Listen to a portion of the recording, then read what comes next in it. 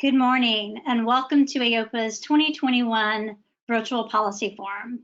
I am Tracy Drawley, President of Aopa, and I am so grateful to see so many of you have joined us for what I know will be a productive 2 weeks.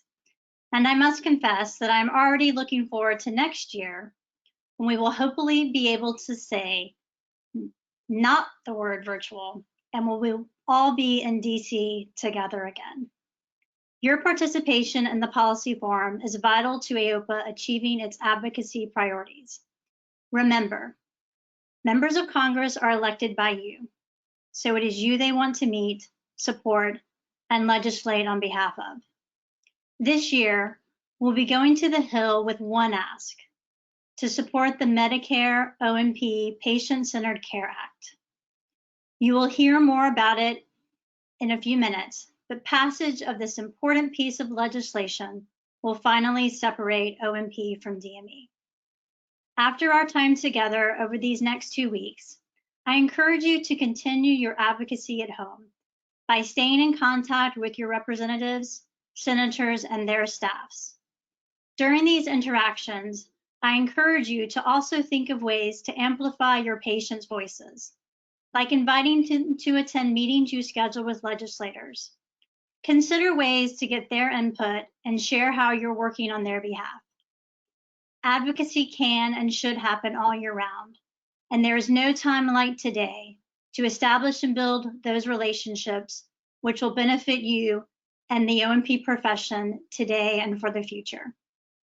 In addition to your own work, if you want to become more involved in Aopa's advocacy, both at the national and state levels, please reach out to Aopa staff about becoming a state rep.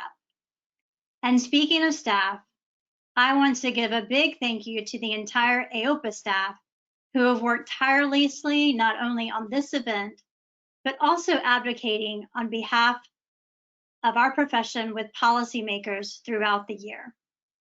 In addition, I want to take this opportunity to thank the O&P Alliance, for which Aopa is a member. Together, they have supported Aopa's legislative priorities, and representatives from each of these organizations are attending the policy forum to help push for passage of the Medicare O&P Patient-Centered Care Act. I also want to thank all of our PAC donors. Your contributions make a difference. And if you would like to become involved with the PAC or have more questions about it, I encourage you to reach out to Justin Beelan to learn more. Our voices are stronger together, and it takes each of our unique ideas, backgrounds, and talents to make a difference. So thank you again for being here. And now it is my honor to introduce Eve Lee, Executive Director of Aopa. Thank you, Tracy. And thank you all again for being here and joining us this morning. I'm Eve Lee, Executive Director of Aopa. Before we begin, I want to take a few minutes to thank our sponsors. Our bronze level sponsors are Hanger, OSER, Autobach, SPS, and NAAOP. And our supporting sponsors are Bulldog and Kaler Fleming. Thank you for helping make this event possible.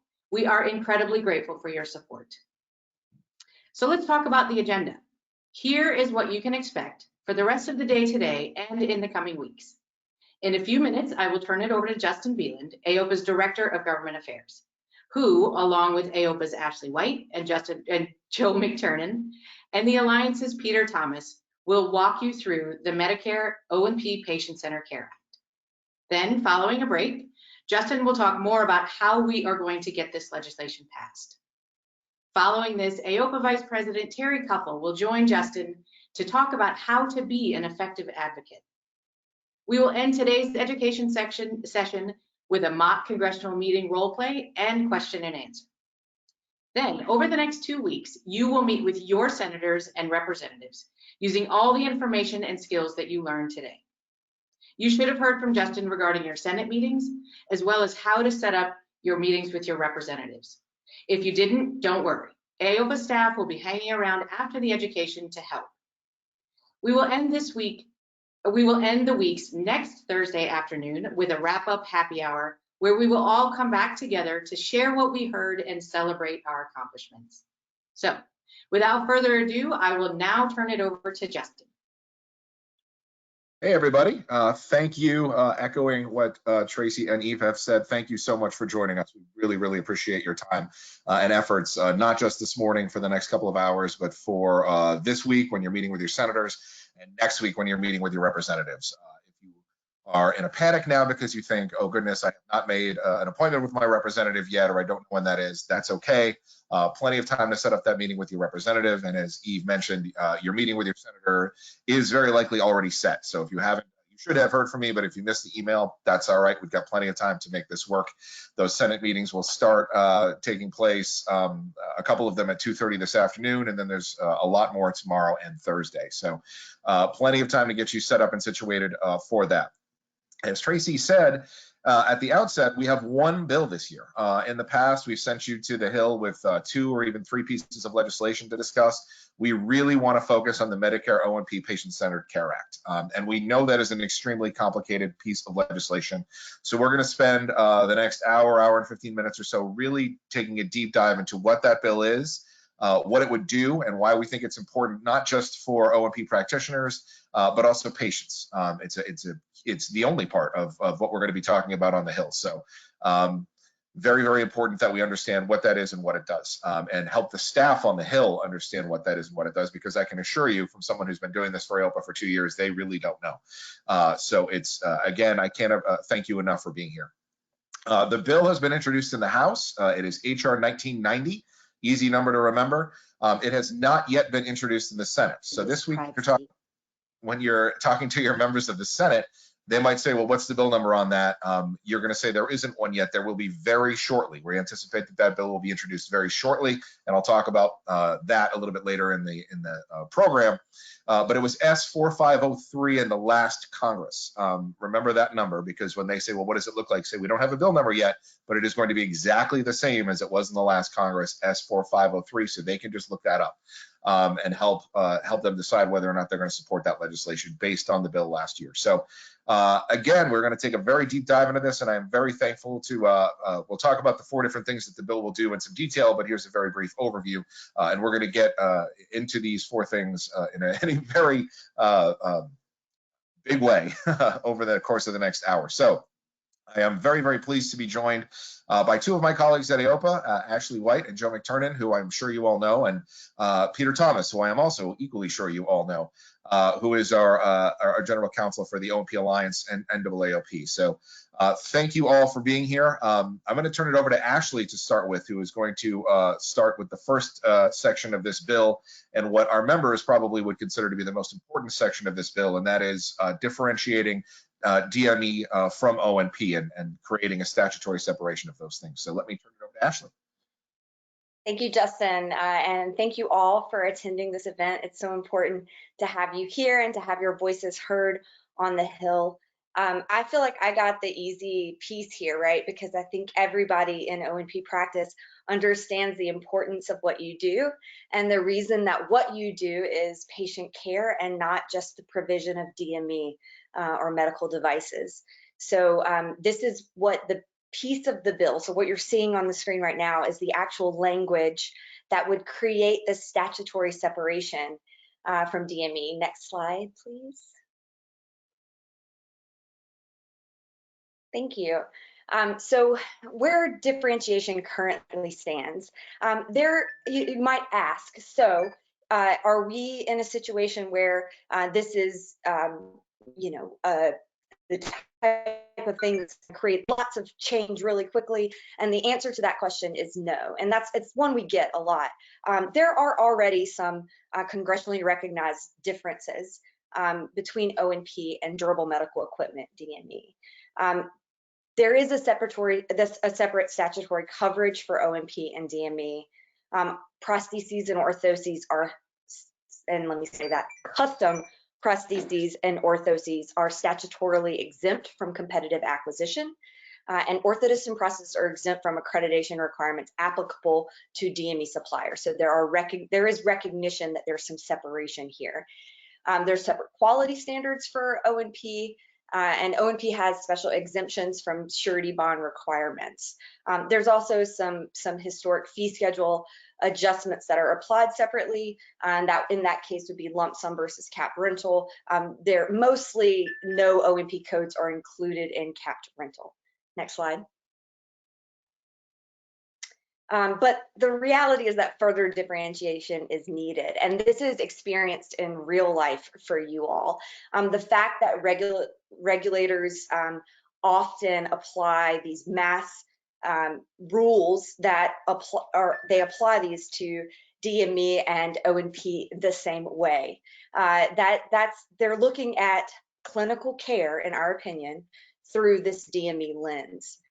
The widespread perception that O&P is a subset of DME is felt not only by regulators, but all payers. So insurance companies often treat the provision of O&P devices and all the clinical care associated with it the same way as they treat DME. You can see this if you look up any durable, if you've ever looked at a payer's medical policy, and that medical policy is all one big policy that includes all of DME and O&P, and that is more common than not. So this is an opportunity for us to create some real statutory separation or differentiation from this Medicare benefit, and we believe that that will have a broader impact than just with the Medicare system. And it really does seek to differentiate the clinical service-oriented services that you provide, the service-oriented way that orthoses and prostheses are delivered to our patients from the durable medical equipment device sales that is part of the same benefit. Next slide, please. The goals of this provision. So enactment would send a strong signal that O&P clinical care is not a subset of durable medical equipment. Really, this is your opportunity to tell people what you do and that you're not just selling devices. It would enable future reforms of the Medicare benefit and to be tailored to O&P providers, decrease the likelihood in the future of Congress and CMS imposing DME style changes on O&P, sort of these rules that apply the same across the entire benefit. And it would send a strong signal to other payers so that reality that we all face when we have to try to explain to a payer what it is that you do as O&P providers, how you treat your patients, and the provision of those devices. So next slide, please. So the summary of the talking points, again, right, this is your opportunity to talk about what it is that you do. You can talk about the continuum of care you provide, these lasting relationships that you build with your patients. You see them after an amputation or after they've been in a car accident or had a stroke, and you are responsible for providing the episode of care that is associated with the delivery of that device. So it consists of really intimate clinical services that you all provide, and more than just a device. The Medicare O&P benefit should not be treated like DME because of this, and it needs its own statutory and regulatory rules. So differentiation really at the center of this bill protects patients. It makes sure that patients have access to that care you all provide. Thank you, Justin. Thank you, Ashley. I should have mentioned at the outset, obviously we don't expect you to memorize all of these talking points and summary points. This slide deck will be available for you on our website. If you go to our virtual policy forum website on aopanet.org, you will see not only these slides, but we'll have two other documents there that we'll talk more about later in the presentation.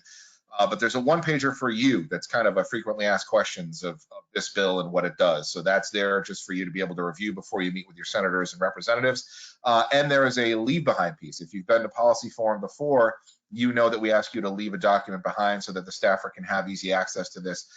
This year, it's digital. It's just a link to a page on our website that you can send them, so there's no need for attachments or anything that might get hung up in spam. That spells out what this bill does. So again, don't feel like you need to memorize everything that we're talking about this morning. It is all going to be on the website for you as part of your meetings. So to go into this next section of the bill, where we're taking the sections of this bill a little bit out of order in the way that they appear in the bill, but it's important for most of this bill to understand why we need to get back to a congressional definition of minimal self-adjustment. So this, again, is the language directly out of the bill that would return to a congressional definition of off-the-shelf orthotics. And what does that mean? So off-the-shelf, this is legislation that was passed by Congress way back in 2003. And essentially it says, as you can see on your screen here, it is an orthoses that the patient can put on by themselves. It doesn't require any extra trimming, bending, molding, assembling, or customizing. They can get it and they can put it on themselves with minimal difficulty. They don't need a caregiver to do it. They don't need a supplier to do it. This seems like a pretty simple definition. If you can put it on yourself, that requires minimal self-adjustment. It's off the shelf. No harm, no foul, everybody is good. CMS came along a couple of years later and tweaked that definition of off the shelf.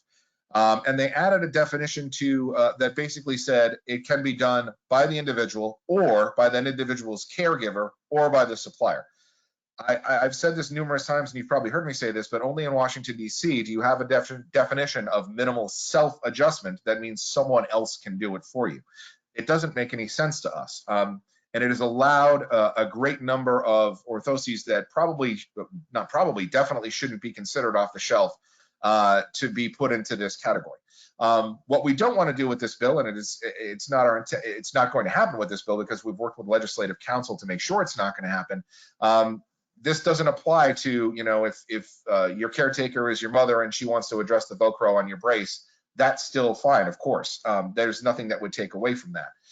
What we're really addressing is somewhat complicated orthoses that folks are getting, as you'll see, drop shipped to them that should not be considered minimal self-adjustment or off the shelf at all.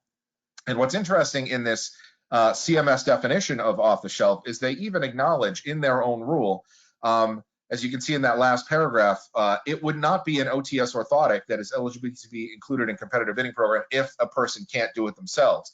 And yet they're kind of defying their own rule, because we have all of these devices, which I'm sure you are all familiar with, that require pretty extensive work by not only the person receiving them, but also their caregiver, their supplier, to make it fit and to make it work in the proper way. So our goal, as you'll see in these goals, and we're going to end every section with goals of the provision. Here's exactly what we're trying to do, and the lobbying, the summary talking points for lobbying, so that you'll have those all in one place. We want to return to a congressional definition of minimal self-adjustment. This is an argument that you will find works well when we talk to your legislators, because they're Congress. They really don't want CMS taking something that they did and a law that they passed and saying, well, yeah, but let's tweak it and let's do this. Congress doesn't like that. So this happened, as you can see, 27 some odd years ago, or 17 some odd years ago. When you tell members of Congress this and new staffers, they're like, well, why would they do that? Why would they kind of tread on what it is that we were trying to do? So it gets their dander up a little, and you'll see that. And so again, an orthoses that can be put on and used correctly by the patient themselves, not any other person. That's the goal of this. So when you're talking to your members of Congress, just say that the CMS has expanded that definition. There are a number of devices that no rational person would consider off the shelf that require minimal self-adjustment that are now in that category. And we'll talk more about those over the next couple of points. But returning to this definition and knowing what minimal self-adjustment and off the shelf really means is pivotal to understanding what the other sections of this bill would do. So again, we're kind of presenting these out of order to the way that they appear in the bill, but knowing that this definition returns to a congressional definition is key to understanding the rest of this. So with that, I'm going to turn it over to Peter Thomas, who will talk more about the prohibition on drop shipping. Thank you, Justin. I appreciate that very much. It's a pleasure to be here today. Thanks to Aopa for inviting me on behalf of the Alliance and the NAOP. I'm going to talk about drop shipping and the prohibition on drop shipping that's in the legislation. The bill, as Ashley and Justin have already pointed out, and Joe will point out in the next section, The bill does four things. You know what they say, you tell them what you're going to say it, and then tell them what you said. Let me just quickly frame the drop shipping provision in the context of the overall legislation. The first part is actually went through, differentiates durable medical equipment, the provision of those kinds of devices from clinical care, from orthotic and prosthetic clinical care. Yes, we're paid on a fee schedule basis that looks at a device-based reimbursement system, much like DME, but that's about as far as it goes with respect to the similarity between the two fields. And the more that we can impress upon that, upon legislators, that differentiation, the better off we will be in terms of how CMS regulates orthotics and prosthetics and O&P care. The second provision, obviously, what Justin just went through, is trying to get back to what Congress intended when they passed that exemption for OTS, or off-the-shelf orthotics, to allow those orthoses to be competitively bid, but prohibited all other custom orthoses and prostheses to be competitively bid. Obviously, CMS regulated in such a way that it expanded the definition of OTS orthoses and allowed CMS to competitively bid more of that type of care. The problem is when you competitively bid custom fit or fabricated, obviously custom fabricated orthoses, what you wind up getting is a loss of clinical care, because ultimately the delivery model for OTS orthotics tends to be either delivery at the point of service in a physician's office, a therapist's office, even an orthotist's office, DME supplier's office, a pharmacy, or drop shipping that device to a person's home. And that brings us to the third prong of the bill.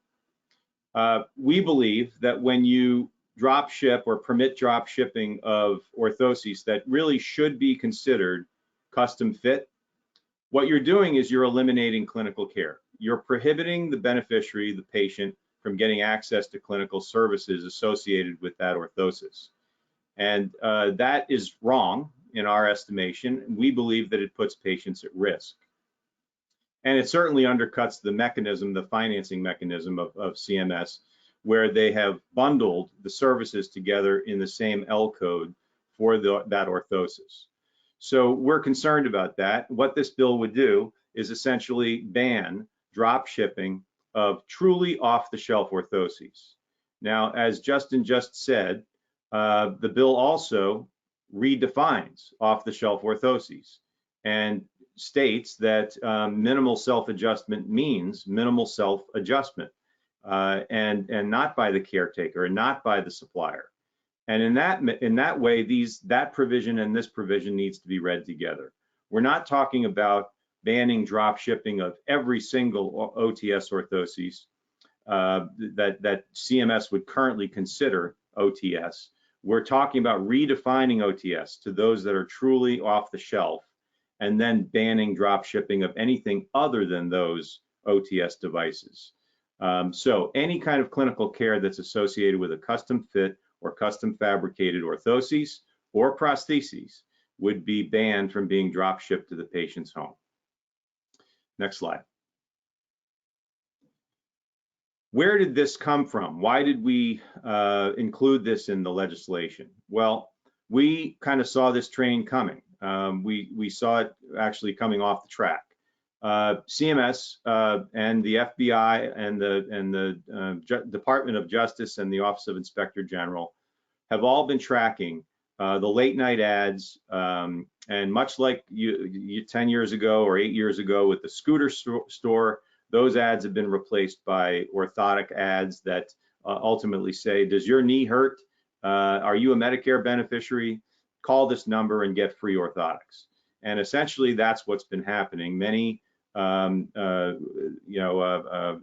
arrangements have been put into place to ultimately skirt clinical care and have orthotics and orthoses drop shipped to patients' homes in significant numbers. My own father was the victim of this. He got a phone call and said, does your back hurt? He's 82. He was 82.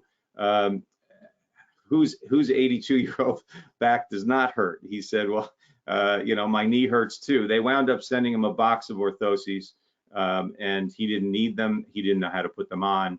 It was a disaster, and that Medicare program ultimately wound up paying for that.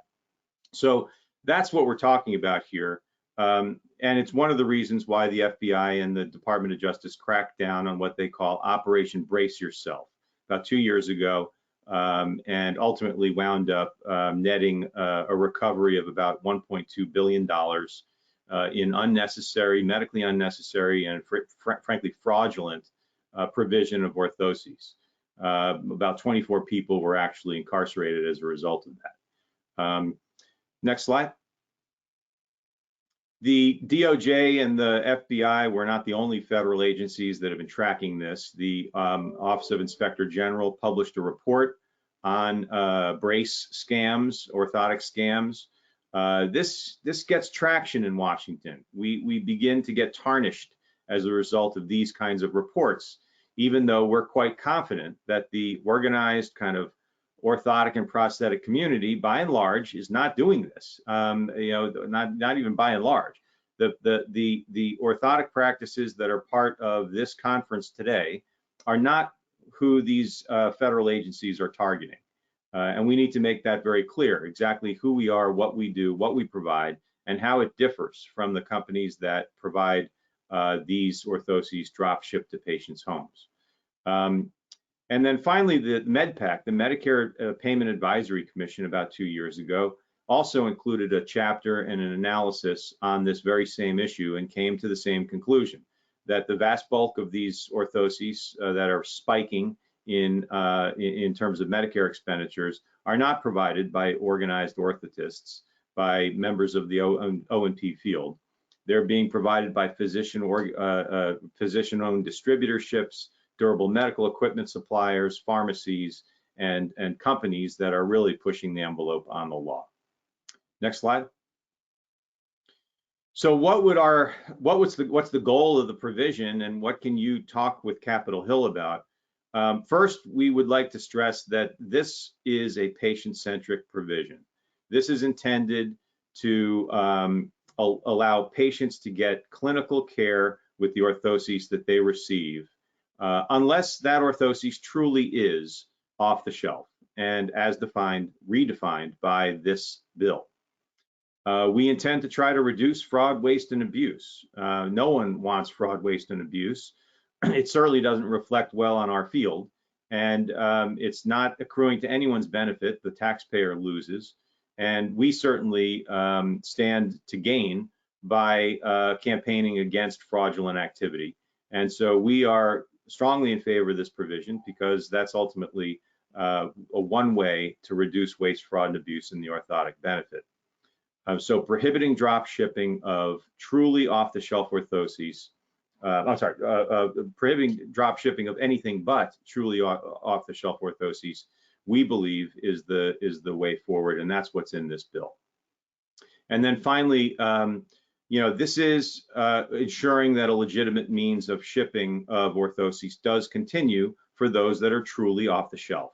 We don't intend to ban the types of orthoses that are legitimately applicable through a patient's own abilities to don and doff that orthoses without any risk to the patient. And that's what we would define an off-the-shelf orthoses as being. Final slide. So when you're talking with your members of Congress, with the staff on Capitol Hill, they should remember this Operation Brace Yourself. They should understand the fraud, waste, and abuse surrounding this kind of issue. We've gotten very good responses, very good receptions from congressional offices when we've talked about this provision, and we feel that it's got some real traction and support. So the provision would ensure that patients have access to a healthcare practitioner, not only to bend and trim and mold, as the statute says, but the expertise to assess and adjust and train the beneficiary in the proper use of an orthosis or a prosthesis. Now, this of course assumes that that orthosis or prosthesis requires some level of clinical care. But this is what we are intending to do, is to make sure that the patient gets access to that clinical care, and it's not foreclosed by having an orthosis drop shipped to their home, with them and being involved in no other care pattern, not knowing who to go to, and in many instances being banned and prohibited from getting an orthosis that can truly help their condition for a lengthy period of time. Next, the provision would reduce fraud and abuse, as we've talked about. It would really try to get at this issue of lead generators, where you've got warehouses full of orthoses, and a few physicians on the phone talking with patients, generating leads from websites and late night calling, and ultimately ginning up demand for off-the-shelf orthoses that really skirts the question about whether it's custom fit or off the shelf, and then drop shipping them to patients' homes. This would really materially reduce that problem of lead generators. And finally, the provision would not interfere with the delivery, the drop shipment to patients' homes of actual and truly off-the-shelf orthoses.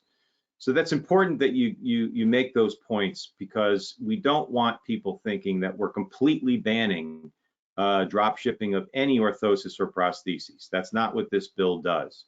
It only bans custom fit and custom fabricated orthoses and prostheses from being drop shipped to a patient's home. And that makes perfect sense. You need to have a care provider to provide that care, and not just simply allow the patient to have access to that without any mechanism for assessing, fitting, following up with the patient. Joe, you're next.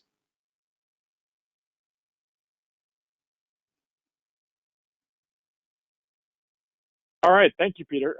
So I'm going to take you through the final provision of the bill that you're going to be talking to your legislators about, and it's a little bit, I wouldn't say it's different, but it's a little bit okay. It's a little bit different from the other provisions. So the other three provisions of the bill really focus on changing or narrowing some of the existing statutes, existing regulations, existing interpretations that are out there, right or wrong. So you have, Ashley presented the differentiation issue, and that's really trying to separate O&P as a benefit from DME. Justin talked about the need to restrict or reduce or narrow the definition, or restore the definition, I should say, of the term minimal self-adjustment back to the original congressional intent, which is that which can only be done by the caregiver. Peter came in and talked about the prohibition of drop shipping of anything other than truly off-the-shelf orthoses. Those are all super valuable provisions of the bill. They're easy to support. They're easy to argue for. My section, or my provision that I'm going to present, is actually an expansion, and that is an expansion of the current exemption that exists from participating in competitive bidding and competitive acquisition of off-the-shelf orthoses that currently exists for a multitude of other provider groups that Aopa and the Alliance and this bill really supports, should be expanded to include certified and or licensed orthotists and prosthetists. So Justin, can we go to the next slide, please? So let's take a quick look of why this is relevant to OTS orthoses, because competitive bidding and OTS orthoses are forever linked at this point, because the original bill that established the competitive bidding program for Medicare, which was passed as part of the Medicare Modernization Act of 2003, required Medicare, for certain benefit categories of devices and services that they covered, required to initiate a competitive bidding program that would select limited providers who would essentially provide lower prices for certain things in exchange to having restricted access to Medicare beneficiaries' lives. And so this program has been around now for going on 17, 18 years, but we first now have experienced it in the world of orthotics or orthoses in the last 6 to 9 months. So for many, many years, OTS orthoses were considered a potential product category for inclusion in competitive bidding. But for many years, it was never considered a big enough bite of the apple for Medicare to really include it in competitive bidding. So for a very long time, we flew under the proverbial radar and did not have to participate in competitive bidding. So that all changed back in 2018, 2019, when it was first announced that the next round of competitive bidding, of Medicare competitive bidding, which became known as Medicare competitive bidding round 2021, would indeed include a limited subset of OTS orthoses as part of the Medicare competitive bidding process. Now, it's important to note that the legislation that establishes competitive bidding under Medicare is limited, and it is limited only to orthoses that are truly designated as OTS, which kind of loops us back to Justin's provision that he discussed, where restoring the definition, the original definition of Congress's intent for the definition of competitive bidding, would limit Medicare competitive bidding to truly those orthoses that are considered OTS, meaning that they can be donned, doffed, provided to the patient with really no clinical care involved, no clinical interaction. So that's why this is all kind of relevant, and this bill is all kind of relevant to the Medicare competitive bidding program. So to not go into the weeds, deep into the weeds on competitive bidding, we are in a current environment where competitive bidding is in place for 23 off-the-shelf orthosis codes. 16 spinal and 7 knee brace codes are part of competitive bidding currently, and will be for the next 2.5 years. So the 2021 program began on January 1 and is scheduled to run for 3 years. It is assumed that there will be future rounds and that there may be an expansion of additional OTS orthoses into the next round of competitive bidding. However, that will not happen until at least 2023. So again, I don't want to go too far into the weeds on competitive bidding, because that's not what this provision is about.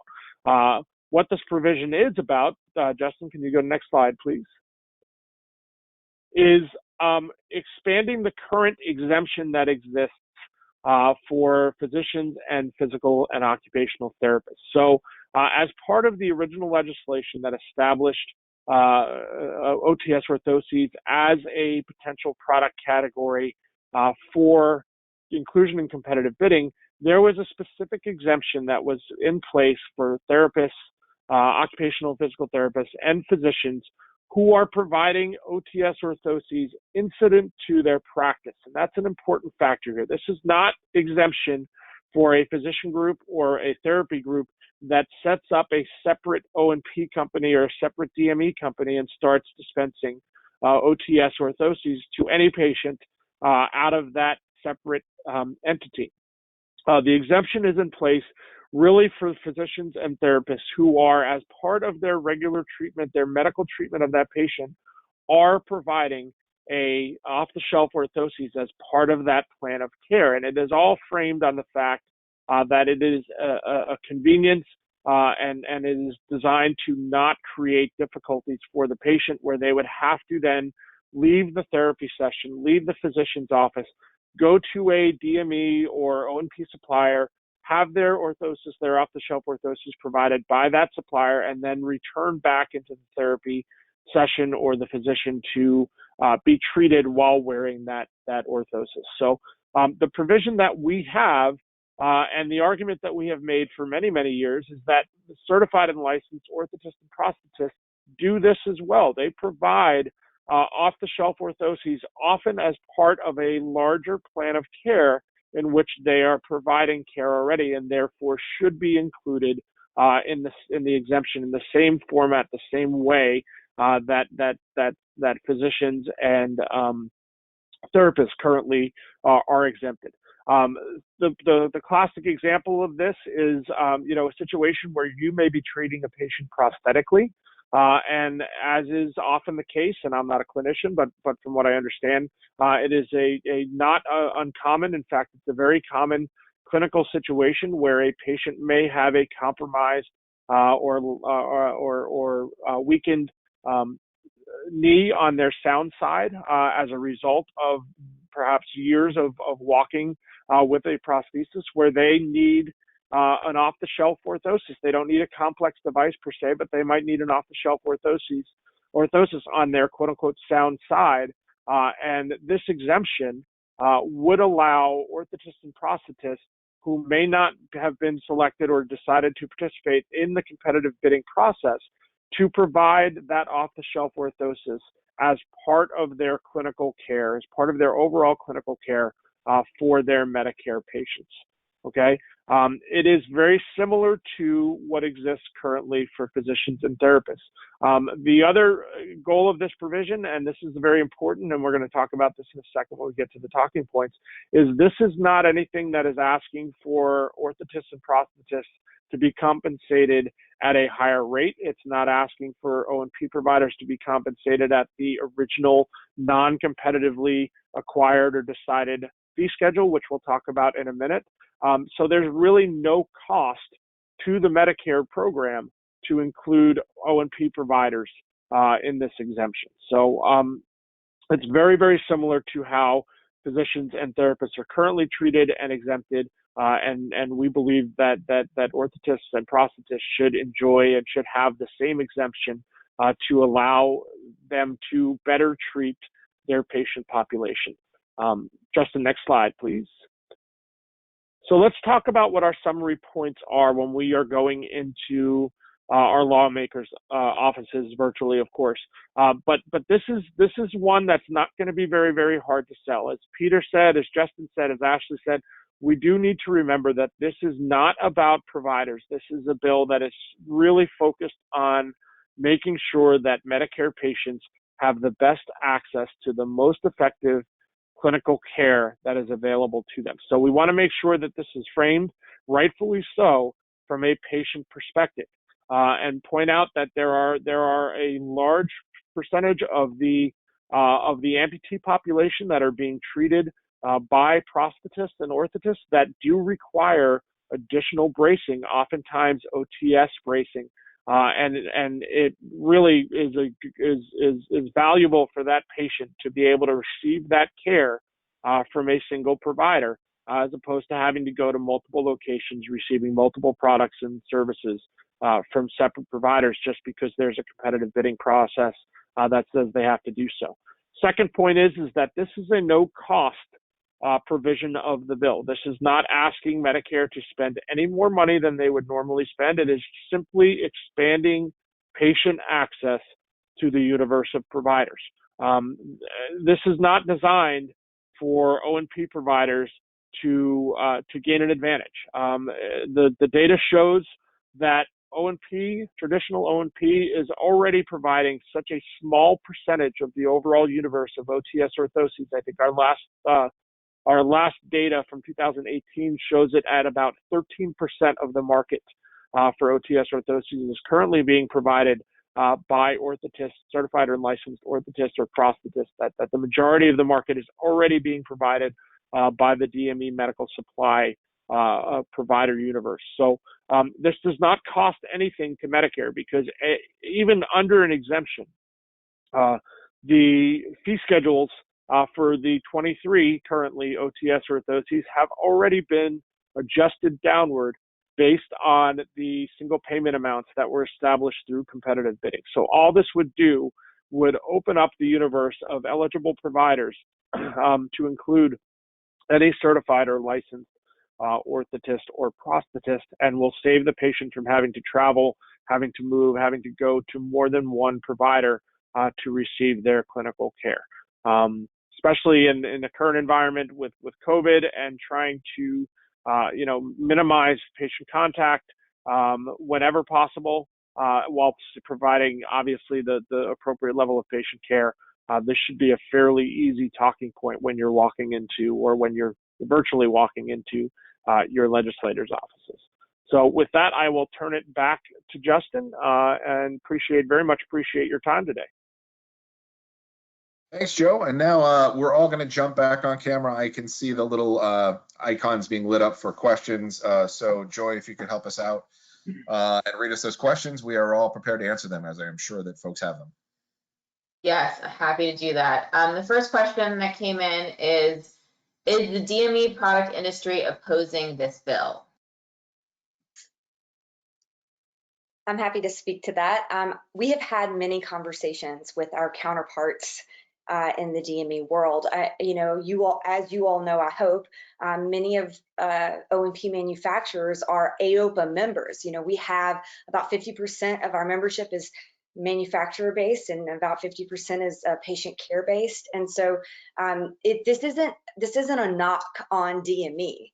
This isn't, we're not trying to say that one thing is better than the other. We're simply trying to point out that in order to protect the patient care that's associated with prosthetics and orthotics, we have to be able to differentiate ourselves in that separation, in that provision. So as much as manufacturers make things and build things, O&P patient care facilities provide those services. And so we need to make sure that that we distinguish that so that service can be protected in the benefit. Peter, Justin, Joe, anyone want to add? Let me just quickly say that there was a recent article in the HME News, which is the Home Medical Equipment News, that frankly misinterpreted the law, the legislation, and didn't read the redefinition of off-the-shelf orthotics to be consistent or to be applicable to the drop shipping provision, but it is. So they were thinking that the bill would completely ban all drop shipping of all off-the-shelf orthoses. And what we responded, and Aopa took the lead in getting back to the HME News and getting them to actually print a clarification. And before the publication even went into print, it was corrected. The website version was ultimately amended to reflect that change. But ultimately, there was some misinterpretation of the legislation. We may have some people that read that initially and think that it applies across the board for all OTS orthoses. So we'll have to combat that. But ultimately, it's very hard to argue for anyone to argue that suppliers, practitioners should be able to drop ship custom fitted orthoses, let alone custom fabricated orthoses or prostheses, to a patient's home without any clinical care being associated with it. That's a tough argument to make. It makes no sense. So we're hopeful that the DME world will support the legislation. They certainly haven't come out guns blazing in any way. Justin, any further info? And I don't want to belabor the point, but when we had this legislation written, we went to the sponsors of the legislation, and we'll talk more about that later, and said, here's what we want this to do. Those legislators have lawyers that write the legislation for them, legislative counsel. And we said, here's what we want this to do. And we want to make sure we're not carving anybody else out or making anything difficult for everybody else. And they said, based on what you have here and the way this bill is written, that's how we view it, that it'll only ban drop shipping of off-the-shelf devices that are not actually off the shelf. So when we went through that process in the last Congress, because remember, this bill is the same as it was in the last Congress, we were assured by a legislative counsel that the wording was correct. So again, not to belabor the point, everything my colleagues have said is true, but if you get asked by anyone on your Hill meetings, like, well, who verified that? Who said that? You can say in both cases, House and Senate legislative counsel has assured us that this bill will do what we say it's going to do. Well, and if I could just very briefly add that the DME folks are almost exclusively providing off-the-shelf orthoses. There's not a whole lot of interest from the DME supplier world in providing custom fitted or custom fabricated orthoses. Not to say that there isn't some, but the vast majority is focused, and their business models typically provide off-the-shelf orthoses only. And this bill does not restrict truly off-the-shelf orthoses from being provided. So I serve on councils, advisory councils to the DME MACs with a whole slew of representatives from the DME world, and this bill is not new. It was in the last Congress, and I can say that I did not have a whole lot of arrows pointed at me in those discussions during those council meetings from my colleagues on the DME side. Great. So on a related question, so in addition to the DME folks, are there any other opponents to this legislation? And if so, what are counterpoints to their arguments? I'm happy to take a shot at this as well to start us off.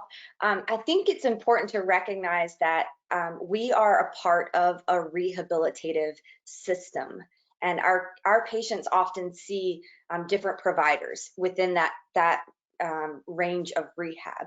Even if a patient isn't seeing a physical therapist, they may come in contact with a physician at some point that suggests that they have a certain off-the-shelf orthoses and can provide that brace in their office. That's a reality that we, live in this space. And so we've been very careful. Previous iterations of this bill actually did have more provider-specific language in it that was designated to, restrict payments in a way that would align with BIPA 427, which is no longer part of this bill. So we've taken some of the contentious material that was in a previous iteration of this bill out. We do have to continue to have these conversations with anyone that is working with the patient population that O&P providers also work with, which means that we have to be open to conversations with OTs and PTs and hand therapists.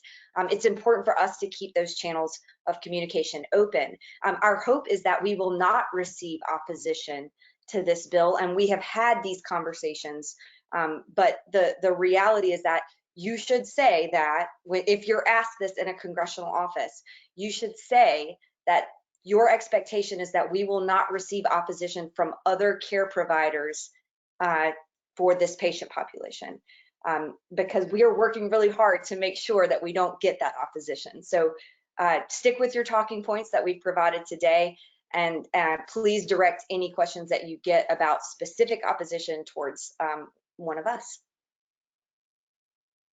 If I may also talk briefly about BIPA 427. Many of you remember Benefits Improvement Protection Act. Section 427 was the prohibition on payment, Medicare payment, for any custom fabricated orthosis or prosthesis that was provided by an unqualified, quote unquote, unqualified provider, practitioner, or supplier. And that we have tried to get regulated for 20 years now. And we were close in 2017. And unfortunately, CMS interpreted the language as applying to physicians and therapists, even though it's very plain in the statute that those entities, those providers are exempt from the requirements of the bill. So we want to make clear that, therapists and physicians who are providing kind of low-level, even off-the-shelf orthoses out of their offices in the course of their treatment of the patient is not our main concern. They're in a care pattern. They're seeing a practitioner. They're seeing a professional healthcare clinician. If they have a problem with a brace that is provided by one of those practitioners, they know where to go to get that fixed, to get that fit properly, to, if there's problems with whatever that orthosis might bring to that patient, they're in the context of a care pattern. So we really don't view this as impacting those constituency groups, and that's an important point. That's a very different scenario than when you've got a company or a DME supplier that's drop shipping orthoses to someone's home when they have no idea where to go if this orthosis doesn't work properly, if it puts them at risk, if they can't fit it, if they're using it without any kind of therapeutic benefit. So that's the distinction between that, and just wanted to clarify that. Great, thank you guys. Next question. With this differentiation from DME, is Aopa recommending a new coding billing approach for O&P patient care that is more similar to other medical professional services billing? Great question. We are not recommending anything at this time. I think it's really important to point out that should there ever be a change in that system, it would take a lot of other work internally within our own profession. A lot of voices would need to be heard. A lot of stakeholders would need to come to that table. But the reality is we can't even start to talk about changing a system that lumps us all together with the sale of oxygen or diabetic supplies. And so this bill doesn't do any of that. So to be clear, we're not making suggestions for payment model changes with this bill. We're simply creating an administrative differentiation in order to see a future to be able to progress this profession in a way that may one day include being paid for telehealth, which is something that we heard a lot of during COVID. We want to be paid for this. There are ways to do that statutorily. That is not what this bill does. But as you said, if I could just go ahead. Sorry, go ahead. I was just going to reiterate what Ashley said, that changing the landscape of O&P reimbursement is a multi-step, multi-year, multi-consideration process. And while passage of this bill would initiate or would create an opportunity to perhaps pursue that landscape change down the road after much work, that is not the intent of the bill by any means. And is not what the bill is designed to do. The bill is really designed to create that differentiation in the benefit categories to address the issue of proper clinical care and the delivery of non-OTS orthoses. In my view, it's necessary. The bill is necessary, but not sufficient to enact those kinds of reimbursement changes that you're talking about. We have to have a separation from DME, a differentiation from DME in order to get to that place. But simply passing this bill is not going to get us there. Great. Next question. Might there be a list of clearly off-the-shelf items so there's no question about what is and what is not off the shelf? So there is currently a list of Medicare codes that are subject to classification as off the shelf, and they absolutely say prefabricated off the shelf in their code descriptors. Those are the current codes that are definitively defined, that are definitively categorized as OTS orthoses currently. And that's available in multiple places from Aopa on our website. We can provide offline. We can provide that list to folks if people want it. Great. And I think go ahead, Ashley. Ms. Gay, I just want to add that in the case where we do not agree that a code is defined as is appropriately defined as off the shelf or shouldn't be provided as an off the shelf device, we also have clinical analysis of those codes where we don't agree that they've been mischaracterized. And so we're happy to also provide that by request. Let me just also say that we do not, and I mentioned this in my presentation, we do not believe that custom fit, prefabricated custom fit orthoses should be defined as essentially the inverse of OTS orthoses, which is defined very much by the device itself. Have you trimmed, bended, molded the device? We believe custom fitted orthoses really is better defined. Perhaps it can include those physical alterations to a device, but it's much better and much more accurate to discuss the expertise necessary to assess the patient, to determine the selection of which orthosis is appropriate, to train the individual, to follow up and have follow-up care available to the individual. All of those are clinical services that have nothing to do with physically altering the device itself. And we just don't believe there's no custom fit definition in the statute. There is an off-the-shelf definition in the statute, which is very device-driven, but we do not believe that that should be the same situation for custom fit or, of course, for custom fabricated. All right, a somewhat related question. Are there discussions with CMS and or Congress about revising or revisiting the codes that are considered OTS?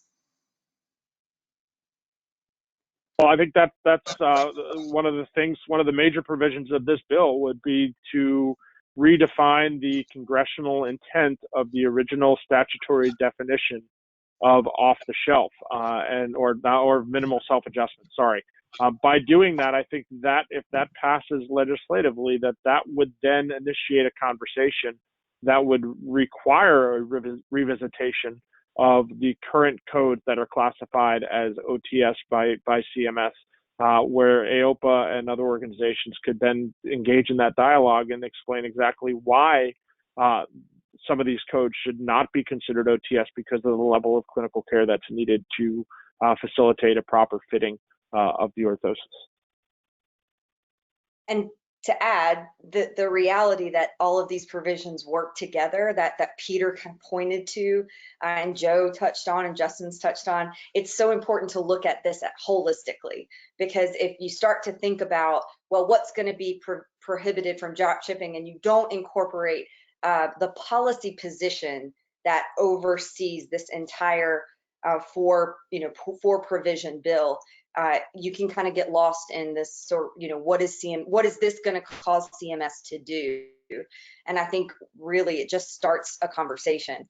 And we have had that conversation. We tried going the regulatory route. We submitted comments way back when the code set was actually split. We went and said, we don't believe these codes should be provided off the shelf. We've already done that work with CMS. The reason that we're going the statutory route, the reason that we have legislation introduced is because we were unsuccessful in those conversations with CMS. And so this is our opportunity to make that change. And just to put a finer point on that, Ashley says that we were unsuccessful, and in some respects, of course, we were. We didn't get accomplished what we hoped to at CMS. But let's be fair. CMS has tremendous regulatory authority. And for them to take a statute that says that OTS orthoses are defined as those that only require minimal self-adjustment, and for them to regulate that in a way that includes the caretaker and a supplier to provide those orthoses, that's a dramatic expansion of the statutory language. And it's why they have such plenary authority at this point to really include almost whatever they want under competitive bidding, because they've written the regulations to be so expansively interpreted, and why we feel we need to go back to Congress and say, we need you to reinstate what you meant to do, congressional intent all along, which was to really confine this to those orthoses that really don't need anything more than the patient and the patient, him or herself, to take an orthosis out of a box and put it on their limb or back or neck or whatever it might be. And that is why we're embarking on this legislative challenge. All right, so switching gears a little bit here, are there any costs to passing this legislation? Oftentimes we are asked this question during the meetings. That's a great question. We have not had, this bill has not been scored by CBO. So this bill, very specifically, does not have any costs associated with it at this time because it has not been scored. So that's what you'll want to say. You'll want to say this bill has not been scored by CBO. Tell them what CBO is. Sorry, Congressional Budget Office. So there's a caveat to this, and it's only because we had a standalone provision in a previous Congress that was just specifically about the minimal self-adjustment provision. And I'm saying this to give you all the history and the background so you'll understand that if someone says, well, we expect this would cost Medicare money, right? Like if that's the way they frame their question to you, you'll want to say that we're hoping that the totality of this bill will offset costs, so that the prohibition on drop shipping, we expect could have some cost savings associated with it, which would decrease any changes that the restoration of minimal self-adjustment would have in terms of cost. So again, all four provisions have to work together. There should not be any cost or very minor administrative costs associated with distinguishing O&P from DME. The exemption, in fact, the fee schedule amount, like Joe explained, it's applied to you as an O&P clinician in an O&P patient care facility. So those two provisions shouldn't have any cost, and we're hoping that the other two have a bit of an offset. But we'll see. There's a whole mechanism for this once it gets to CBO. Once we have an opportunity to provide feedback, sometimes there are offsets that are proposed in the actual process of the bill coming to the floor, or when it's heard by committee, offsets can be introduced, which we've seen in the past. So we'll be prepared for that, and we will continually provide information to you all as that develops. That's well said. Sometimes people will use the word budget neutral to a bill. That's just a fancy way of saying the bill doesn't cost anything. If someone asks you, what is this going to cost? I think you should simply say, we don't honestly know. The CBO has not scored the bill, but we don't think it will cost much at all. Two of the provisions, as Ashley said, cross-cancel each other, and the other two provisions we don't think are going to cost money. Great. There's another question, a different question, somewhat related to cost. It says, it is said there is no cost to separating O&P from DME, but how would CMS implement the differentiation regarding how our claims are processed?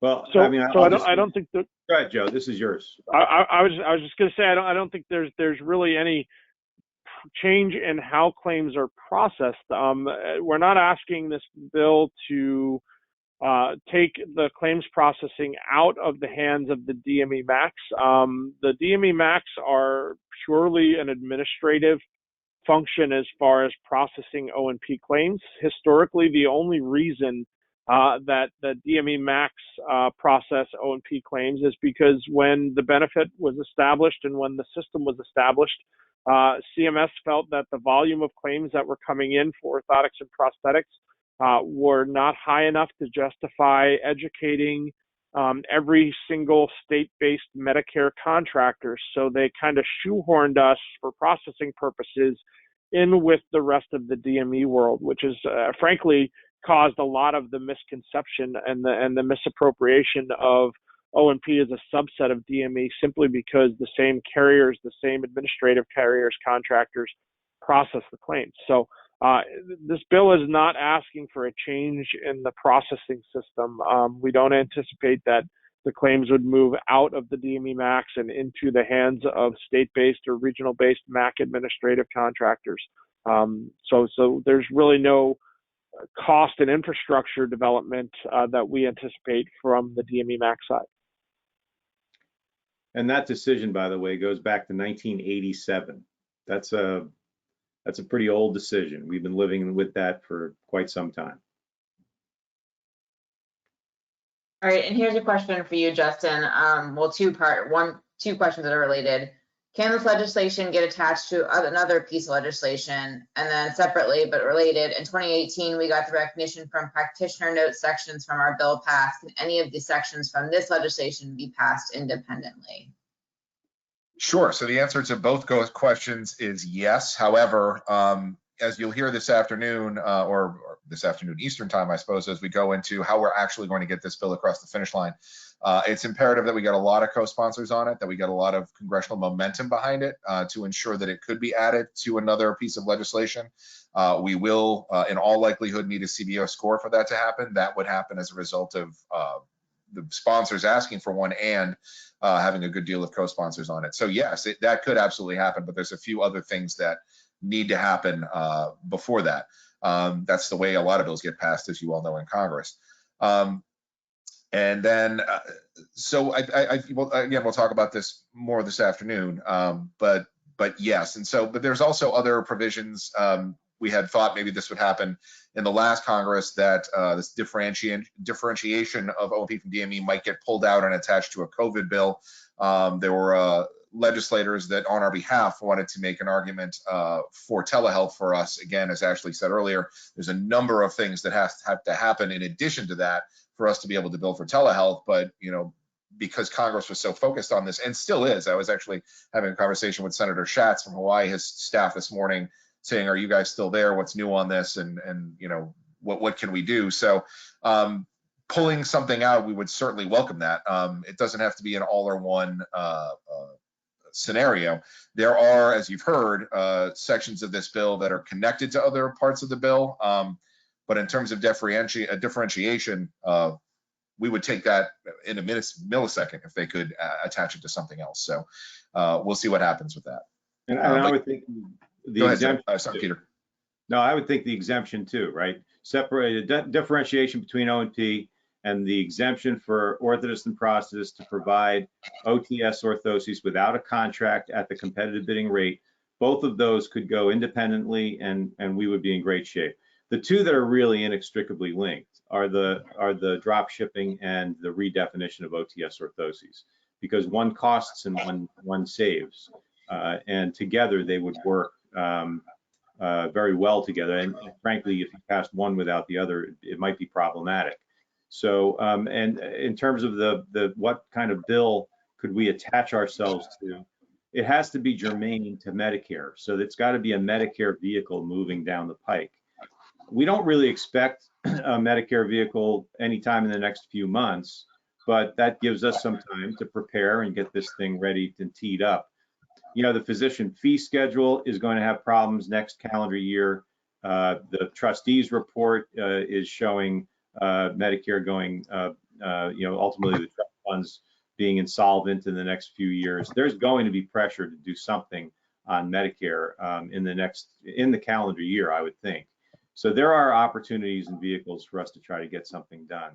And we'll spend the next several months gaining co-sponsors, getting a hearing, getting a markup, getting a CBO score, and hopefully getting this bill across the finish line. So what Peter's really saying is that you all need to be ready when that vehicle presents itself, because what the work you're going to do this week and next week is setting the stage, right? It's getting the co-sponsors. But when this thing actually starts moving, we will be making phone calls because we will need the constituents' voice involved. We'll be pushing in this sort of exciting and energetic way. I'll never forget being part of one of those experiences. That, you know, the patient notes provision is an example, or when the standalone minimal self-adjustment bill started moving, and you're frantically working on the phone. You're calling everyone you can.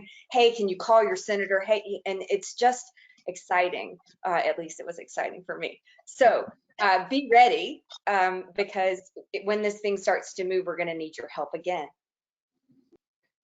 And that leads into the last set of good questions that we're getting about being ready. And Justin, I'll leave this to you. I think you mentioned it, but what people are asking, where they can get the talking points, the pieces to hit, etc. So if you can answer that question, I think we'll be done with Q&A for now.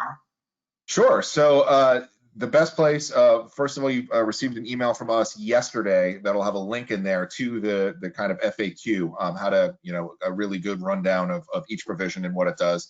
So check your email yesterday. However, if you don't feel like going back for your email, or just want to see some other information we have, go on Aopa's website, aopanet.org.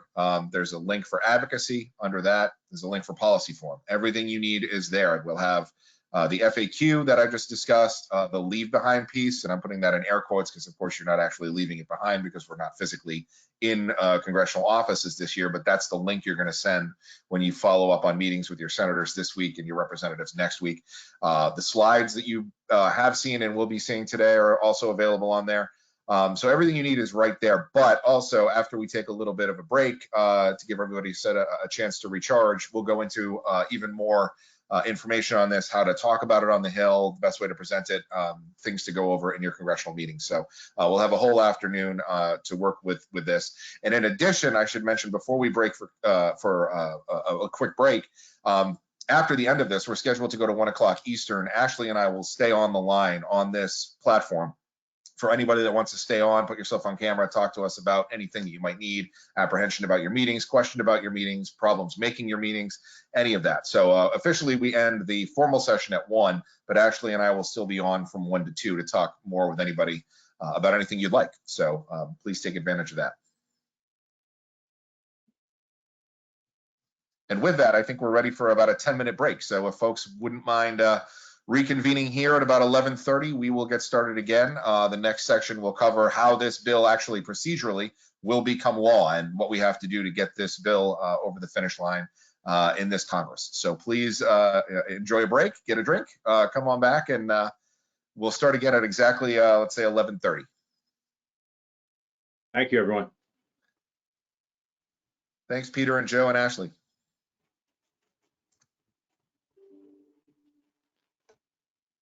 Room. As Tracy said at the outset, I'm really looking forward to doing this in person again, not only so I can see all of you in person and elbow bump and all these new things that we're going to do, but you know, I'm excited to go back to the Hill. It's been a long time since I've been on the Hill doing my job, and so it'll be nice to not be sitting in the comfort of my son's room doing this, but it's also a little strange that I've been at Aopa 2 years and I've only done one of these. So this is our second in a row that, of course, has been virtual. So it's very strange. But on that note, in a normal circumstance, in a normal year, I would, you know, we would do the Schoolhouse Rock thing and we'd all dance around to I'm Just a Bill. We're not going to do that this year. A, because I'm assuming at this point you've probably seen it. But you know, I think it's a little bit better to focus on specifics of how this particular bill that you've just heard about for the last hour or so, how does this bill become law? So we've talked in kind of general terms in past policy forums. How does a bill become a law? Let's talk about this bill because there's a lot of things, and you've sort of already heard some of them, that have to happen in the process for us to be able to actually get this bill over the finish line. This is sort of the Schoolhouse Rock version of this. This is how it is supposed to work. A representative or a senator introduces a bill, it goes to the subcommittee works on it, then it goes to the full committee works on it, it goes to the floor of either the House or the Senate, they pass it. If there are differences between a House bill and a Senate bill, those need to get worked out. Sometimes the House will pass a bill, send it to the Senate makes changes, they then have to reconcile those changes in what's called a conference committee. It can work in the opposite way as well, unless it's a bill that changes revenue, those have to originate in the House. So after they work out all those differences, the conference committee meets, iron out those differences, they have to go back to their respective chambers, pass that bill again, and then it goes to the president for signature. Of course, the president can veto it, in which case it's got to go back to Congress. But in general, that is how it's supposed to work. It looks increasingly like the Democrats, who of course have the House and the Senate, are trying to get back to an era where this is actually how it works. We've strayed away from that, not just in Republican Congresses, but any Congress over the last 10, 12 years, where you're seeing bills that didn't go through this regular order. You know, we talked earlier about how does our bill get attached to another bill. Sometimes bills would never go through the committee process. They would get tacked onto another bill without a CBO score, without anyone doing due diligence on it, and that bill would get passed.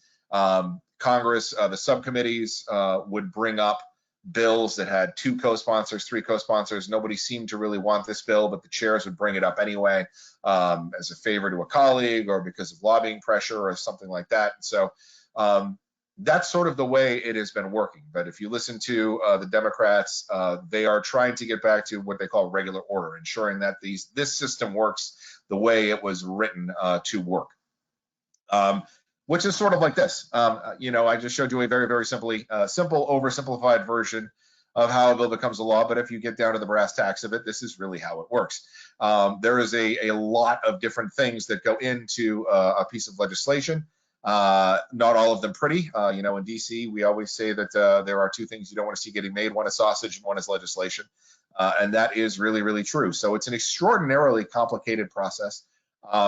Our bill is, of course, I said our bill number in the House is HR 1990. That means there was 1,899 bills before it, and now there have been probably 200-300 bills that have come out after it. Two dozen bills are introduced every single day, and ours is obviously hugely important to us, the most important to us, but to most legislators, it's just another one in that pipeline. To the point where Congress doesn't pass a lot of bills. I've talked about this if you've seen me give this presentation before. Dating back to the 112th Congress, it was 2.3%. Last Congress, the 116th, was especially low for the number of bills passed. And here we are in the 117th. A lot of fanfare around the COVID stimulus package, of course. That was the one that got all the attention, this big bill that Congress was able to pass. And not to take anything away from it, is a very big bill to pass a $1.9 trillion stimulus act. That was a huge feat by Congress and the Biden administration to get that done. But really, as of a couple of days ago anyway, it was one of only 6 bills that have been passed in this Congress. 6. That's an extraordinarily low number. And it's sort of by design. Congress is really focusing on major pieces of legislation that they can get passed. The COVID package, we're going to be moving into talking about infrastructure and a couple of other bills. So it's a focus on these larger scale pieces of legislation. That said, when the COVID stimulus bill passed, it sort of broke this, I don't want to say a logjam, but Congress is really, really focused on that bill early on. So our bill got introduced, the Patient-Centered Care Act in the House got introduced on St. Patrick's Day, March 17th. Even though we had been working with congressional staff to get it done in February because they were so focused on COVID, there was no opportunity to really get that out. There couldn't have been any press around it. There couldn't have been any attention on it.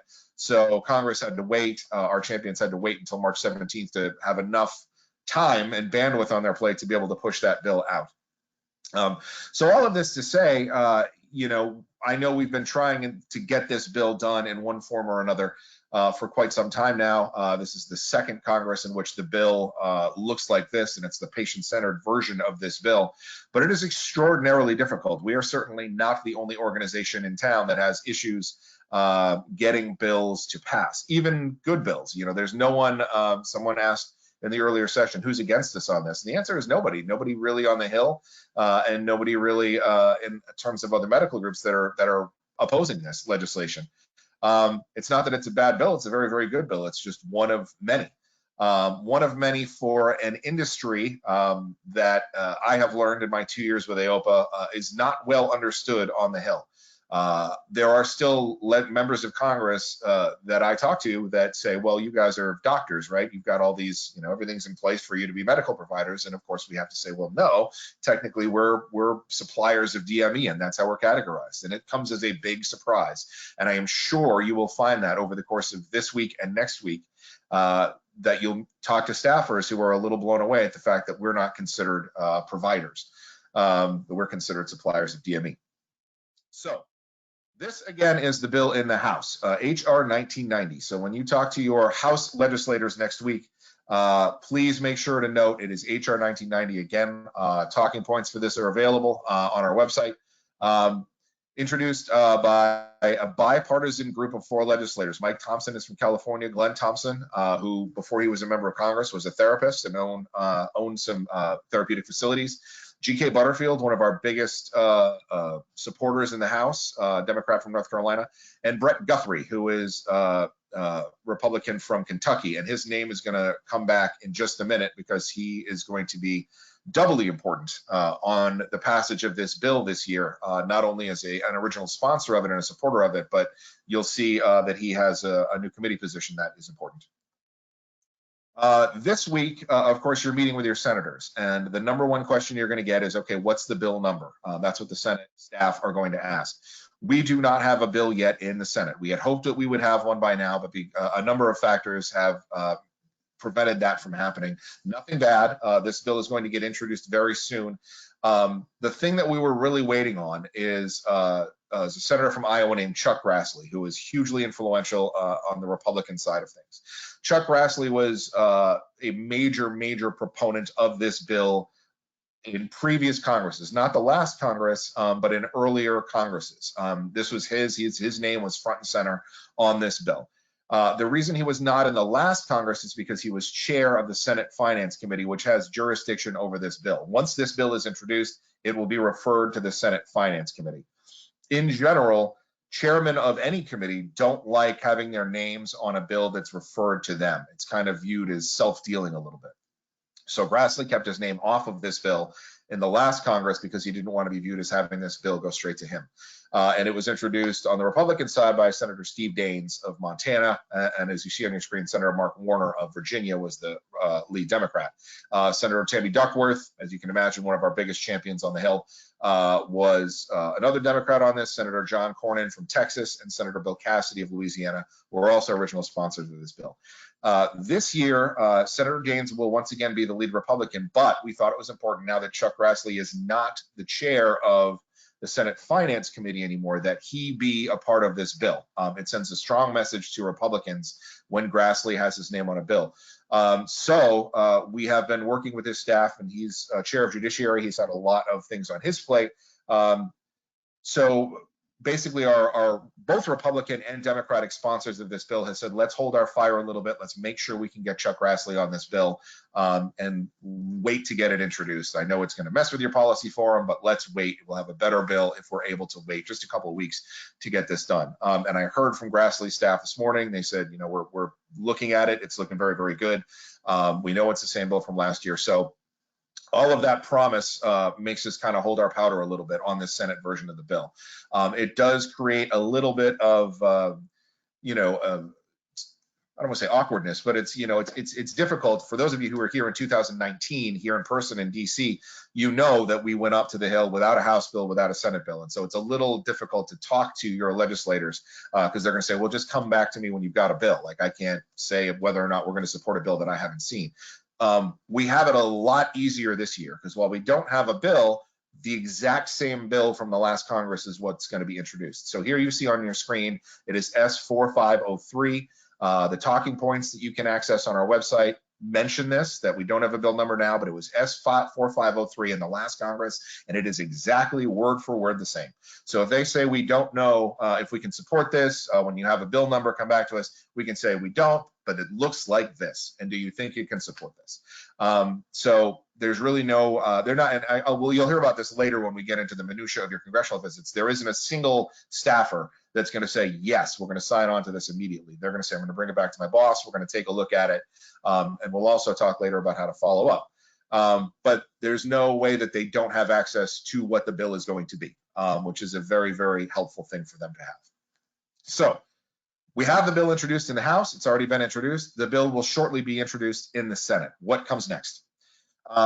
I said a minute earlier, under regular order, this bill has to go through subcommittees, and that there's no difference. That's what we're going to have to do. Luckily, on the House side, the chair and ranking member of the what's called the Energy and Commerce Health Subcommittee. The Energy and Commerce Committee is the full committee. The Health Subcommittee is the subcommittee with jurisdiction. Is led by Anna Eshoo of California, one of our best supporters, and Brett Guthrie, a name that you just heard a few minutes ago because he's the co-sponsor of our bill. He was passionate about this legislation. Again, there's a kind of a tradition in Congress that some heads of committees or ranking members of committees don't want to introduce bills that are referred to their own Congress.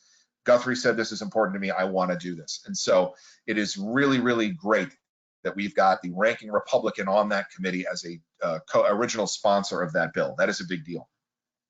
On the Senate side, almost the exact same scenario. Senator Stabenow, who some of you are Michigan folks on this call, will be talking with her staff. I think that one's later today. And Senator Steve Daines, or the lead Democrat and ranking Republican. Daines is going to once again be the main sponsor of our Senate bill. So again, the bill gets introduced and referred to a committee that they oversee. So that's great news to have those champions in committee positions where they can bring that bill up and talk about it in front of their committee. Hugely, hugely helpful for us getting this bill done this year. So that's the first step, is it's got to go to those subcommittees for what's called a markup and a hearing, well, a hearing first, where they'll hear about the bill, talk about what it does, talk about why it's necessary. Perhaps they'll allow Aopa, our staff, some of our members to go and talk about the bill. Sometimes that happens, sometimes it doesn't. And then they'll have what's called a markup, where they literally mark it up. They'll make notes on things that they don't like, tweak things that they do like. We've already gotten a couple of suggestions on very, very brief, very small ways that we might amend that bill to make it better. So we'll be looking at those, but that is the first step to go to the subcommittee. After it gets out of the subcommittee, it goes to the full committee on each side. So in the House, Energy and Commerce; on the Senate side, Finance Committee. The subcommittee is a small subset of that, and then it goes to the full committee for them to look at. Again, opportunity for changes, tweaks, and then it goes to the floor of the House and the Senate. Last year, I would have said that there was a much, much better chance of this bill going through the Senate because just of the way the House order is structured, and I'm going to talk about that more in a second. This year, I think it's pretty equitable, given that Guthrie is in charge of the ranking Republican on that committee. So I think we've got a good shot on either the House or the Senate. We'll keep our eyes on it. One of the things that's going to be interesting in the House, however, and this is where all of you come in, and why your participation in this year's policy forum is so very, very important. There are, at the beginning of every Congress, rules are introduced that dictate how that Congress essentially comports their business. Some rules are long-standing; they're on the books. They go by these regular rules of order, but some things can get tweaked depending on the Congress. For example, Jim McGovern is a Democrat from Massachusetts. Also a good friend of our organization. We've met with him many times.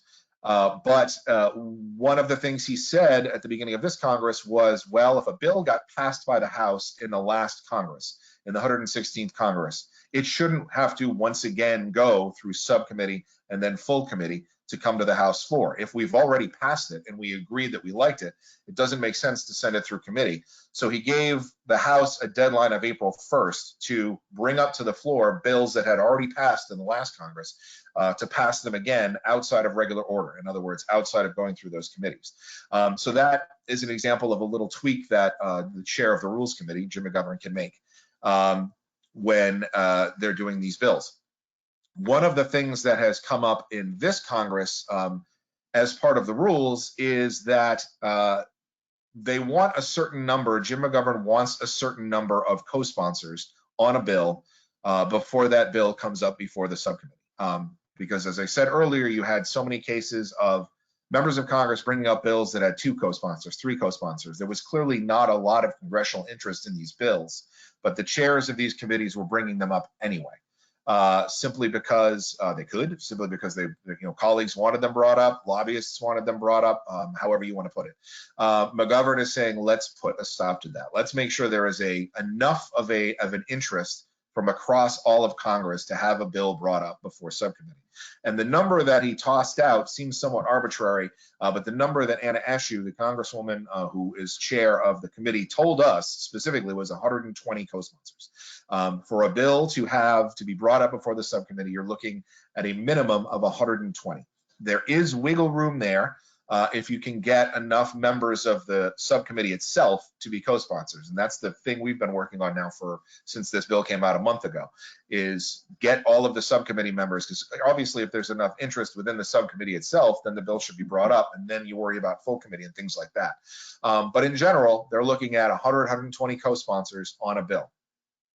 How likely is that for us? Well, in the last Congress, our bill had 11 co-sponsors in the House. It wasn't for, this was a different Congress. We simply didn't think we needed 120 co-sponsors in the last Congress. We didn't. We needed enough vested interest from committee members themselves to have this bill brought up. And we knew we had that. It just eventually didn't get brought up. We also weren't sure if we would have to go through regular order. Another thing Anna Eshoo told me was, if a bill is important enough and a bill makes sense, there's no reason why we should have to go through regular order. We should just bring it up and get it done and pass it. There was just never the opportunity to make that happen. But now we have our game plan laid out before us. We've been told by the chair of this subcommittee what we have to do. She wants us to get 120 co-sponsors. Therefore, it is hugely important for all of you in your House meetings next week, and we'll talk more about those, to ask for co-sponsorship of this bill. As many legislators as we can get, both parties, whether they're on committee or not, no matter if they're freshmen, if they've been around for years and years and years, we need co-sponsors on this bill to show the importance of it to Congress. And we're going to talk for the rest of the afternoon about how we get that done and how we make that ask happen. And one of the ways we make that ask happen is by you doing what you're doing today. You being here, you being a constituent, you being someone who does this for a living, there simply is no better person to make this argument than you. I am Aopa's paid lobbyist. They obviously expect me to say rah, rah, rah, and support this bill and talk nonstop about what this bill will do and the importance of passing it. It's my job. But I am not an O&P professional. That is where all of you come in. And as you'll see on this chart, an in-person issue from a constituent is the most important thing that a staffer views at. And when I say in-person this year, I mean virtual, and last year. They know you can't come in person. They wouldn't let you in the door even if you could. So, you know, these visits that you're taking time out of your day, out of your work day to do, resonate considerably higher with members of Congress and their staff than me as a lobbyist. It's not that I'm not important. They know I represent the field. They know that I'm talking about this on your behalf, but you taking time to do this is a huge, huge part of what we'll need to do to get this bill over the finish line. So speaking of the ways I've been doing this, I used to go, I had a bunch of pictures that I could show of me, glad handing with members of Congress, but this is the way I've been doing it now for a year. So this is Ron Wyden. He's chair of the Senate Finance Committee. This is our reality. This is what you'll be seeing this week. The two champions of our bill, Senator Bill Cassidy of Louisiana, Senator Steve Daines. So getting both folks on a call to say, all right, let's talk about strategy about this bill. Let's talk about where we go next. And this has been our reality, all of our reality, not just me as the lobbyist, but these members of Congress as well. We've had Mike Thompson, who's our chair on the House side, who was able to bring in Anna Eshoo, who again is the lead Democrat on the Committee of Interest. And there, of course, in the middle of the screen, you see the speaker. So it's presented some unique opportunities to be able to lobby in a very, very different way, not just for me, but you'll be seeing that this week, and everything we're going to talk about after these slides will show you how to do that and get you up to speed on this. I'm saying, and let me show one more slide here, because this is our very, very good friend and champion, Tammy Duckworth, putting together a bunch of veterans. All of these veterans serve as members of Congress. They're some of them are new, some of them are old, but talking about veterans issues. So this is the way we lobby now. This is the way we convene meetings, and it's different, but it's also been very, very, very fun. And I hope that you will enjoy it this week as much as I have been enjoying it over the past year. Some of them will be phone calls, some of them will be on camera. We'll talk more about that as we go on. But it's just different. If you're like me, you're liking the idea that you've got the shirt and the tie on, but of course I'm wearing sweatpants. You're probably all wearing sweatpants too. So I think we're going to have a really good time with this. I hope I've stressed the importance of you being here, and thanked you for your being here. And with that, I'm going to turn it over to Terry Cuffle and Aaron Holm and Rob Rickenberg to get into some specifics about how to do this, because these guys are professionals at this. They've been doing it a long time, as Terry will tell you. So Terry, I'm going to kick it over to you. Okay, hi, Justin. Thanks so much for having me. And thank you all. I believe this is my 11th Aopa Policy Forum, so very proud to be here. And my contribution today is to help prepare all of us and to provide a little bit about expectations, what to expect in your visit today. And I'm very excited and honored to have both Aaron and Rob with me today. They have joined me on these types of visits in Minnesota and in Washington, D.C. for probably most of the last 8 years.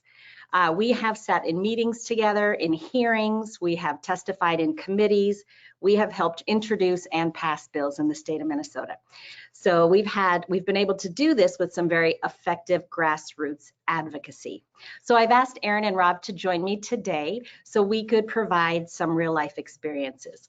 On the screen, you'll see a picture, the photo of the four of us, including Senator John McCain at the time, from 2017, when we were literally just walking and taking the train underground from one side of the hill to the other. And we ran into Senator John McCain. And so before we talk about him, I'd like both Aaron and Rob to introduce themselves. Aaron? Aaron Holm. I am the manager of consumer. Can you hear me okay? Yes. Okay.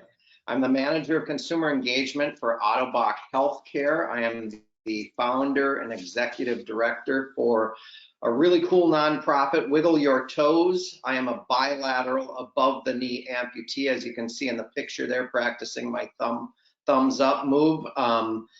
As a result of trauma suffered back in 2007, I've been an active advocate ever since about 2008 after being introduced to this world of prosthetics. So thank you, and I appreciate the invitation to spend some time with the team today. Yes, thank you. Rob? Nope.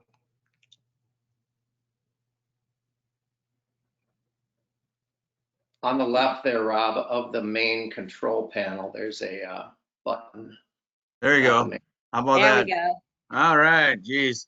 I'm in Boyceville and Zoom was just introduced to us 3 weeks ago. Again, my name is Rob Rickenberg. I'm on the board of directors for Wiggle Your Toes. I also own a pallet manufacturing business in Wisconsin that has 62 employees. So my tagline is, I know more about pallets and prosthetics than I thought I know my damn life, but I know a lot of them. I'm a Right 8K since 2005. I am so happy to be a part of this for the last 8 years. Terry and I are like peanut butter and jelly. We got our saying down perfect. We just feed off each other and it's great. And I love to be able to share my stories. I was in the insurance industry for 15 years, so I know the insurance coverages that carriers have. I know the impact that it has on amputees, and it's been a very beneficial to be able to work on both sides. Thank you, Rob. And on this day particularly, I remember the one thing that stands out in my mind is that I remember when Senator John McCain, we spoke briefly about our issues, but he thanked us. He thanked the three of us for our service and our advocacy to others. And that left a lasting impression for me. Okay. I think the thing that was really neat about it is we were getting ready to get on a train, and Terry looked up and said, every once in a while we see people, senators, Congress people coming down from the steps, and there was McCain, and luckily Aaron and I had shorts on, and he actually sought us out and came down and talked to us and thanked us. I don't know what he thanked us for, but he thanked us for being there and advocating for amputee rights, and it was a highlight of my 8 years. Yeah, he thanked us for our advocacy, which was pretty incredible. Yeah. Memorable. Okay, next slide, please, Justin. So the value of your legislative visit. We want to thank you all for being here. Justin and Ashley and Joe and Peter, we've all said it. You can make a difference. These in-person visits, even online, even virtual visits, are the most influential way to communicate with a member of Congress if he or she is undecided on an issue. So these meetings help to provide clarity, educate, to build relationships, to establish credibility, and ultimately to influence decisions. Next slide.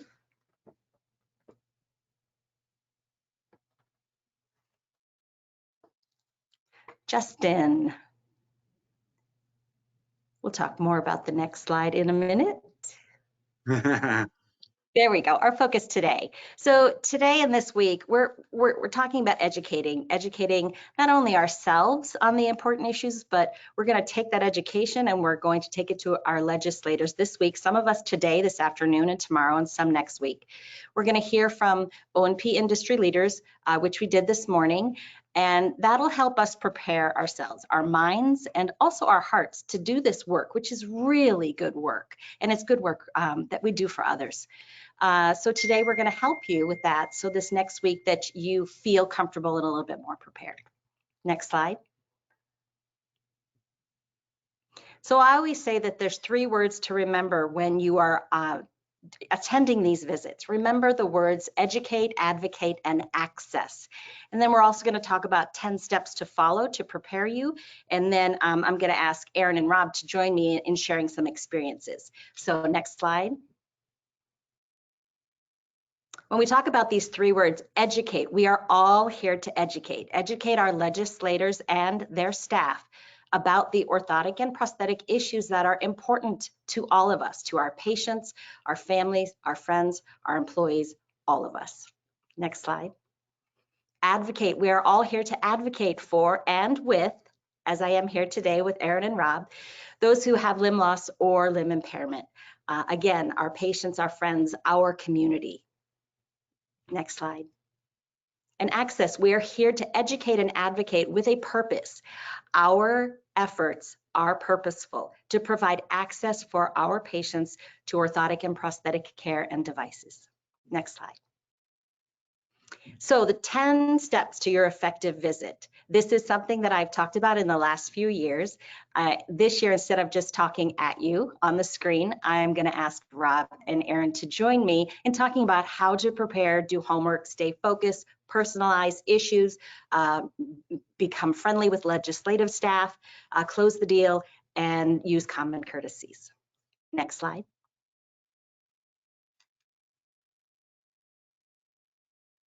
So be prepared. Aaron, take it off, please. Dress for success, even in the virtual world. Yeah, even taking a step beyond that and being prepared, the virtual world, I think we need to stress that a little different. I mean, we would arrive 5 to 10 minutes early and kind of get a glimpse of the area, the facility, introduce yourself to the person that's greeting you, see if there's any Minnesota connections that you can use in the meeting per se. But being in the virtual world, I really coordinate with each other that are going to be on the call. And I think we had an order, as Terry mentioned, who's going to talk first, who's going to talk next. And being virtual, I think you got to prepare for anything that could potentially happen. Somebody drops off while they're talking, make sure the next person in line can pick it up and take it from there. And then when that person comes back in, maybe have them mute or something like that. But just kind of be prepared and plan ahead, certainly for any issues that could happen in the virtual world.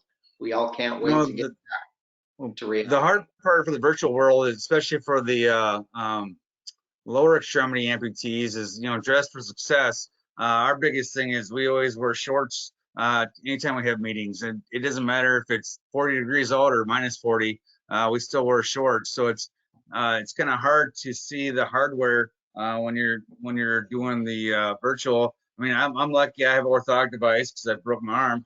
But if you're able to flip your leg up, maybe you can flip your leg up and show them that you have a prosthetic. But I mean, that's the biggest thing, is if you have an amputee that can come with you, make sure that they show their hardware. That's very important. Okay, great. And so obviously be prompt, be ahead of schedule, 5 to 10 minutes logging in. Make sure your audio and video is tested also. And call or email the day before to confirm your meeting with your office. Next slide.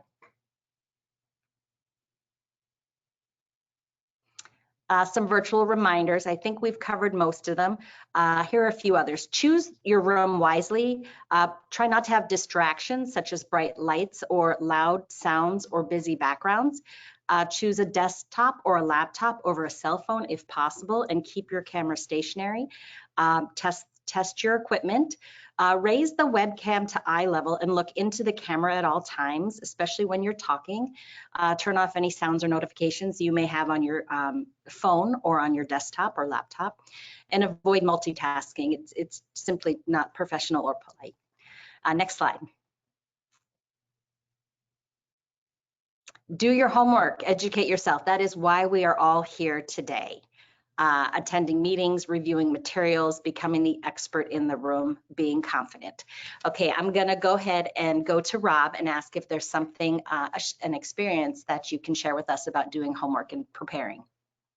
Well, the biggest thing is to see if, what area that they're in. Doing the homework is, what, how does it affect them and you?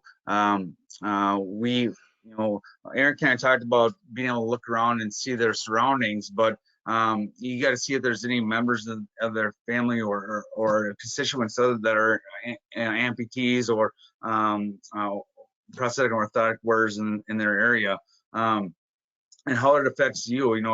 I've been very fortunate enough that, like I said, with the insurance aspect of it, we kind of say, I know what all the coverages cover in the state of Minnesota. So I can sit down with a legislator in Minnesota and say, hey, here's the 5 carriers in Minnesota. Here's what each of them covers for prosthetic devices. And then we always ask them, what do you know what you have for prosthetic devices? And 99% of them will say, no, I have no idea. So knowing what, it might be some harder in some states because they have multiple carriers, but for some states, Minnesota, we only have 4 carriers in Minnesota. So being able to know what each carrier covers is really important. Yeah. Okay, Aaron, did you have anything to add?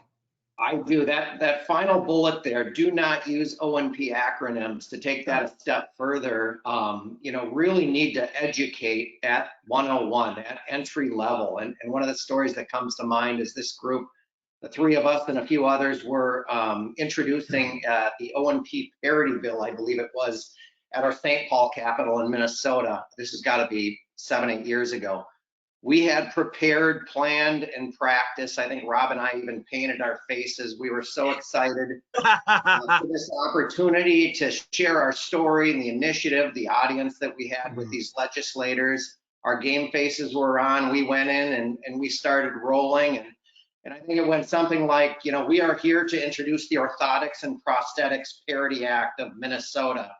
And we kept going, and one of the legislators raised her hand and interrupted us and said, could you please stop, back up, and define the difference? Let us know what the difference is between an orthotic and a prosthetic.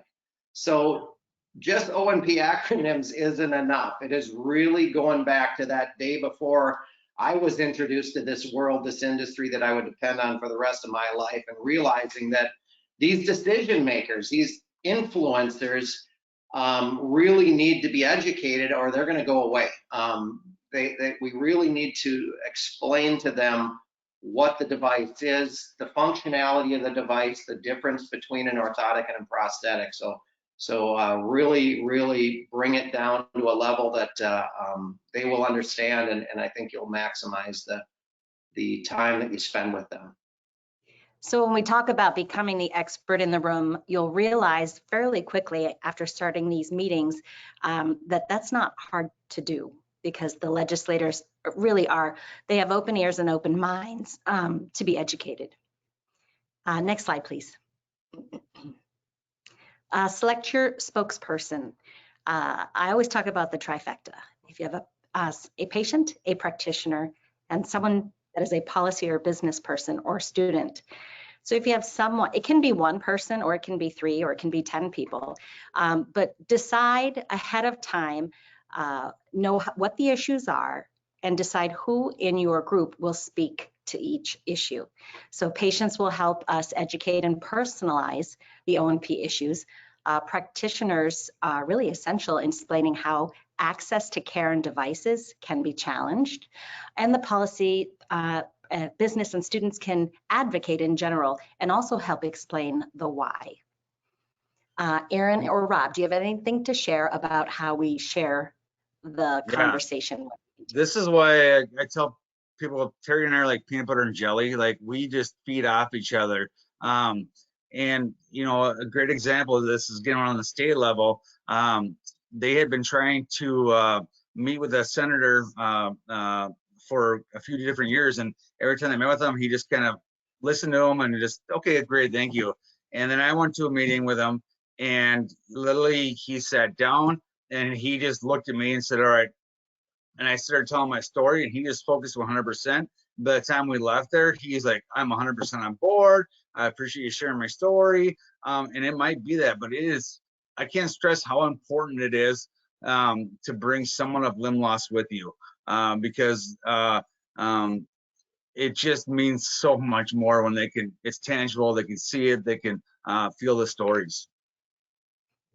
Yeah, and I'll go one step further. That particular meeting that Rob is describing, I was present, and we had 2 lobbyists with us, and we had a practitioner with us and Rob. And when we entered the room, the senator looked at us and said, I don't even want to talk to you people. I just want to talk to him. What's your name? Tell me your story. Tell me why you're here and how this affects you. That was pretty powerful. Aaron, do you have anything to add? Yeah, no, I can't, echo what you guys just said, but prepare for that. And maybe the practitioner needs to back down, or maybe the patient needs to back down. It could go either way, whatever that legislator, whoever that legislator resonates with, own that conversation with them, own the follow-up and that connection. It's very powerful. It can be. Yeah, great. Thank you. Next slide, Justin. So be brief and stay focused. So have a short outline with you. Thanks so much to Aopa today for sharing an outline and having the materials that we need condensed. Start with an icebreaker, hometown small talk. Know if your legislator is a Republican or Democrat. Know if your legislator is on a committee that is important to our issues, and know if the legislator has voted on any recent healthcare bills. Use the bill numbers that have been provided to you. Know the authors.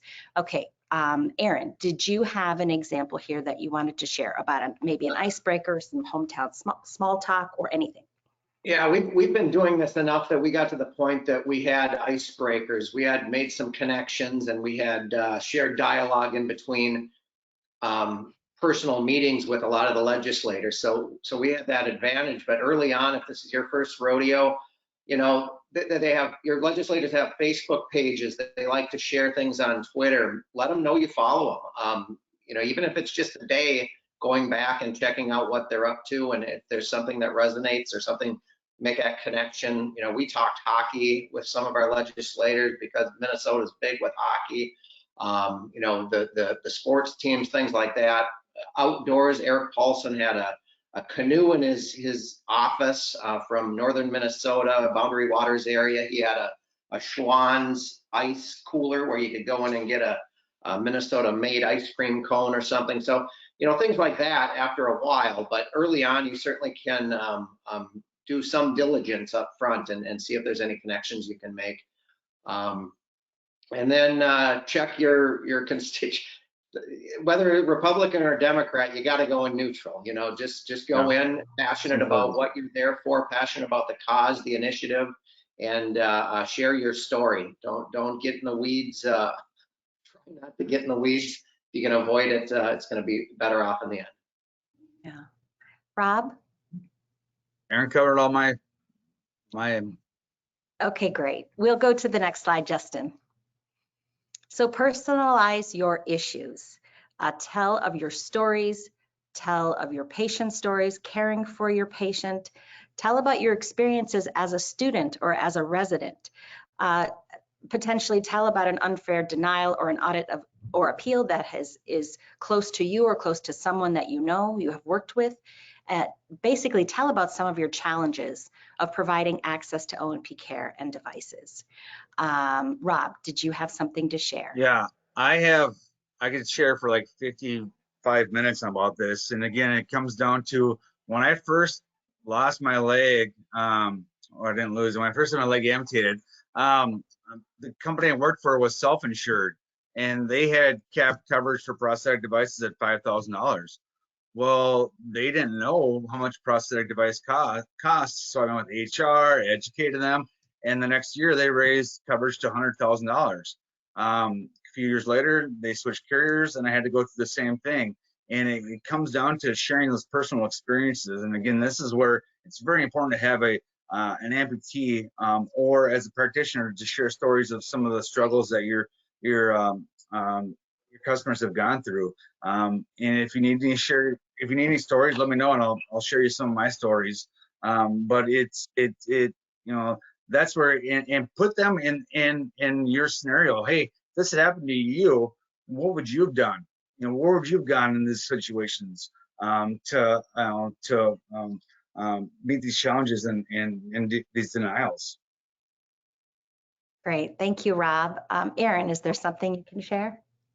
Yeah, and just, you know, what Rob said about the patient stories are very powerful, but you know, the practitioners on this call, you've got stories as well. A lot of you entered into this industry out of passion, out of patient care, out of seeing an individual at their lowest point in their lives, and combining the skills that you've developed through education and practice and with the intuitive products that are available for patients. Share those stories. A lot of you had family members that were maybe dependent on an orthotic and prosthetic, and that's why you entered into this. but make that connection. These legislators, believe it or not, are human. They will connect with you. They have aging parents. There's similar stories. So share your stories and your personal story, why you're doing this, and share the barriers to care and the outcomes that you're working towards. And that puts a lot of merit behind the initiative and the bills that we're pushing here. And one thing I want to add to the practitioners that are listening, you are your patient's advocate. We don't know what we don't know. I mean, there's no manual on how to be an amputee. We tell people that all the time, but you have seen it from patient to patient to patient. And you got to make sure that, you reaffirm and educate your customers that if they get denied, you're going to help them through this process, because we have no idea what the hell the process is, but you do, and you have to be able to be there for that crutch for your patient to lean on. And this is where your story is becoming more personalized about how you're life changers. You really truly are. You're life changers. Thank you both for sharing. Justin, next slide. Be positive, react honestly. So try to focus on the positive aspects of the O&P world, because our patients have remarkable stories and they need our help. Obviously, there are some negatives in our world to share as well. And I always say, try to sandwich those between some of the other positives. Be honest in your delivery. If you don't know the answer to a question, just say you don't know, but you're happy to find out the answer and get back to them. Don't forget that your legislator needs your vote and works as your advocate for you. Aaron, does anything come to mind for you to share with this slide? Yeah, the I don't know, but I can find out for you. That to me is an open door, an invitation to come back and follow up in the near future. If you're on the Hill, you can, spend a couple hours doing the diligence and finding out the answers, and then circle back with them in person. You get a better chance of, if you're met with a staffer initially, you have a chance of bumping into the legislator themselves by going back into that office with a follow-up. So do not be afraid to say, I don't know, but I'll find out for you. And obviously follow up with that. I love that. And going back to the be positive, we're telling all the negatives. Oh, we need this, we need that, we need this. Tell them about some of the positives that, my God, the first time I walked, I cried. My mom videotaped it. The first time I walked into the ocean, because I had a waterproof knee, after 9 years, I videotaped and I did a handstand in the water. And I think Aopa posted it on their website. Talk about some of those positives that, again, they're life changers. Yeah. Okay, next slide, Justin. Be friendly with your legislative staff. So ahead of time, find out with whom you are meeting, whether it is the actual legislator or a staff person, a legislative assistant. The assigned staff usually has a healthcare focus, not always, but usually. Try to establish a relationship with that person. Phone or email them ahead of time and afterwards to maintain that connection. Can't stress enough the calls, the emails, and the visits again and again to try to establish a relationship and a connection. Aaron, do you have something to share with us? Yeah, don't get discouraged if you're going to be meeting with a staff or not the legislators themselves. It's very common. More than not, you're meeting with a staffer, but realize you're building a foundation. That staffer in 2, 3, 4 years could be with another legislator, could be at another role, or could be a legislator themselves. I mean, it's amazing looking back the 10, 12 years we've been involved and engaged with DC, the Hill, and the connections we've made, the network that we've built, and what those original staffers 2 years out of college have become. So just treat them all equally, follow up with them, stay positive like we stated earlier, and keep some records, keep some good records, and track where they're going. To follow up with that, definitely send them a thank you note, the staffers, the legislator you met with afterwards, but send them a note every 3 months. Just say, hey, just checking in. It was great to meet you. You know, I hope everything's going well. Have you had any changes?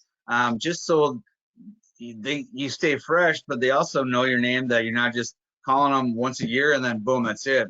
One of the great stories was Terry was giving me a tour of DC, and we were walking down the mall, and her and I are walking down the mall, and all of a sudden this guy comes jogging up, and I didn't recognize him because he was all sweaty, and it was one of our legislators we met with, Tom Emmers, and he literally stopped and took his sunglasses off, took his hat off, and we could recognize him, and he talked to us for 10, 15 minutes about, thank you for coming today. I really appreciate it.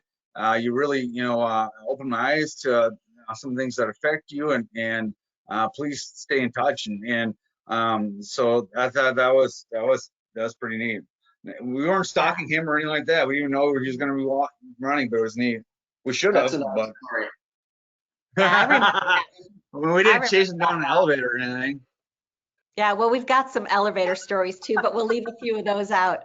But I remember Congressman Emmer that day was pretty incredible that he just recognized us, and more so, I should say, recognized Rob and stopped Rob to talk to Rob a little bit more in detail.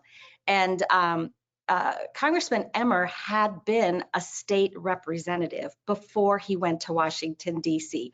We had visited with him probably maybe 11, 12 years ago, something like that, here in Minnesota. And then he ended up in Washington, D.C. So establishing that relationship over a length of time really can be advantageous. Yeah, Okay, next slide. Go ahead. Walls was a state rep, 2-3 years ago when we were there. We met him, made that connection, and now he's the governor of Minnesota that, helps us. He knows who we are, and we certainly have a fast path to him if needed. In fact, we sat in on a congressional meeting where him and Eric really connected about the Harvard of the Midwest, Mankato. The Mankato State. That's right. I remember that meeting too. That was we sat in for a VA subcommittee hearing, and Walls in Washington, D.C., and Representative Walls was there. And we introduced ourselves before the meeting started, and he had a shout out to us. And then now he is the governor of the state of Minnesota, and he just signed the proclamation for Limb Loss Awareness Month for April, recognizing April as Limb Loss Awareness Month in the state of Minnesota. So we've been able to continue to work that connection year after year here as well. Okay, next slide. Close the deal, remember the ask. It's really fun to do a lot of this. As you can see, Aaron and Rob and I have a very good time. We've got great chemistry when we walk into these places, but we're also there to do a job. So we have to remember to close the deal. Remember the ask. Why are you there? We are asking them to author or co-sponsor a bill. In this case, co-sponsor our bill. Ask them to vote on our bill if they can't sponsor or won't.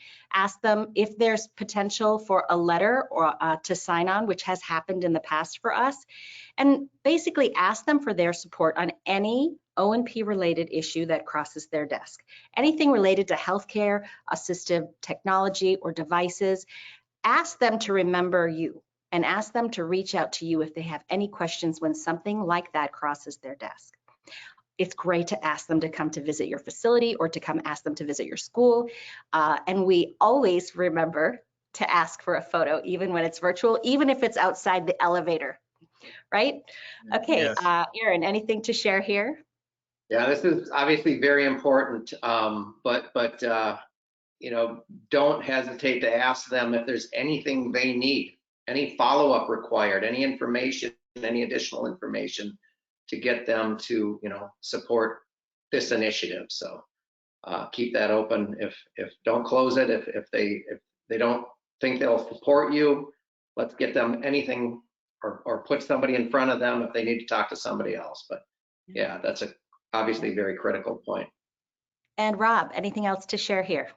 No, the photo op is always a key. That way it gives something to follow up on.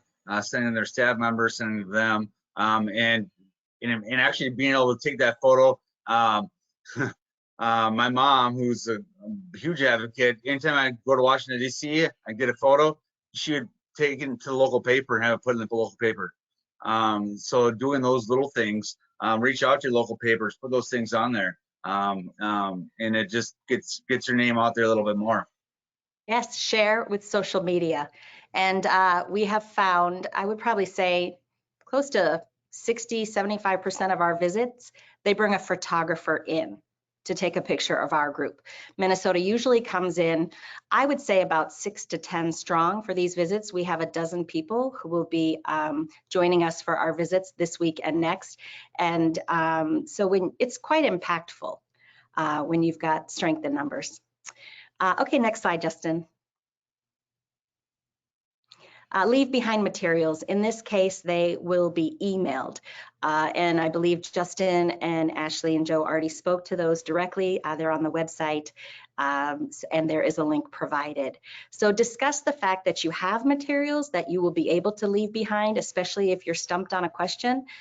You can reference specific information during your discussion from the materials, and make sure you have email contact information and you can communicate with them after the meeting. Next slide.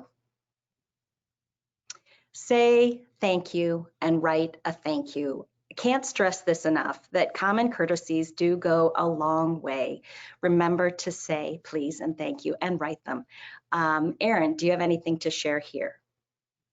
Rob mentioned earlier, follow up with them every few months. And I'm a firm believer that just when they're on the Hill, it's not the prime time always. They're busy, they're working. They love to see us. They love to see, the teams from their state, but stay in touch off season. I mean, we made more connections, I think, in the summertime, city parades and events that our organization was a part of. And if it's partnering up with a nonprofit in your area and making that connection through that nonprofit, it's powerful. They want to be a part of that. Coffee invitations to tour your facility, things like that. Catch them when they're home or give them a reason to be home. They love to fly home on a Thursday and have something to do on a Friday and share on their Facebook or their social media that they're seeing individuals in their cities that they represent, obviously. So invite them into your practice and make that connection at home as well as in DC. Yeah. And Aaron said it again, like I said, social media, papers, any articles where you can even say thank you for doing this. They love it when you say thank you. They love getting publicity, positive publicity, even though they might not do anything. They're just, hey, thank them for meeting with you. They will share that and they will repost that. Yes, we really are fortunate to have that social media aspect where in the past, it's true, Aaron was talking about taking pictures and having them published in the local paper, but now it's so easy to work with our social media. Okay, next slide, please. So any questions? If you have any questions, we will hang around for a little while. I just want you all to remember our 3 words. We are here to educate, and we are here to advocate, and we are here to help provide access. We educate and we advocate purposefully with the intention to help provide access to care for our patients, our friends, our family members, those who need orthotic and prosthetic devices and care. So we ask you today to enjoy that all that is today and tomorrow and next week. And if you've got questions, we will hang around here for a little bit and then we'll hand it back over to Justin. Great, thank you, Rob, Aaron, and Terry. Great information. And we do have a couple of questions, that have come in. The first one is, do you recommend sending the leave behind materials ahead of time so the staffer or a representative or senator can reference them as you have your meeting?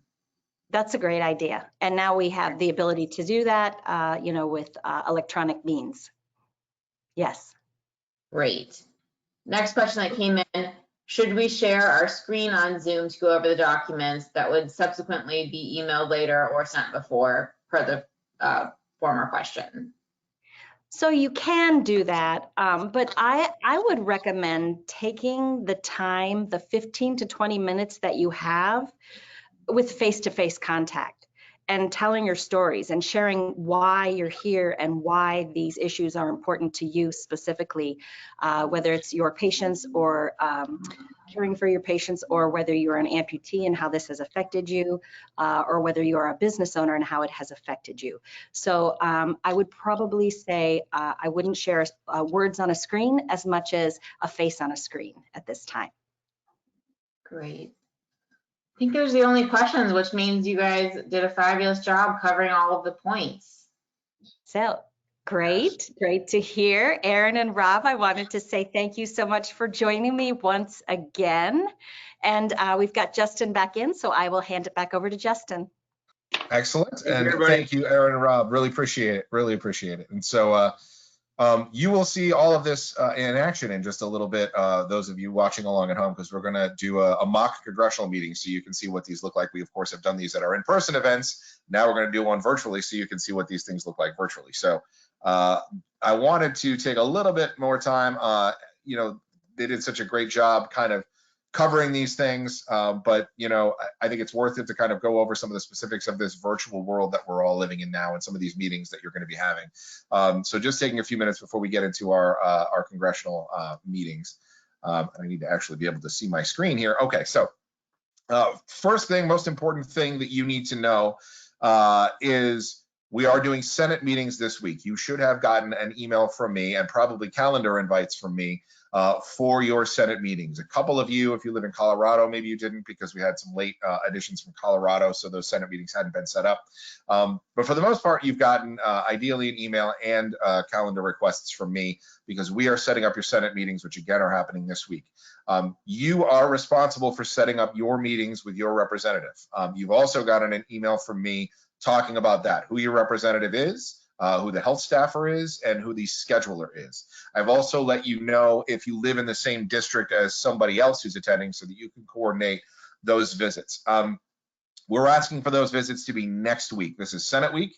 All of our visits are going to be on the Senate side. Next week is the House week. However, I've gotten emails from a couple of folks that said, oh, my staffer can't meet next week. Should I just call the whole thing off? Absolutely not.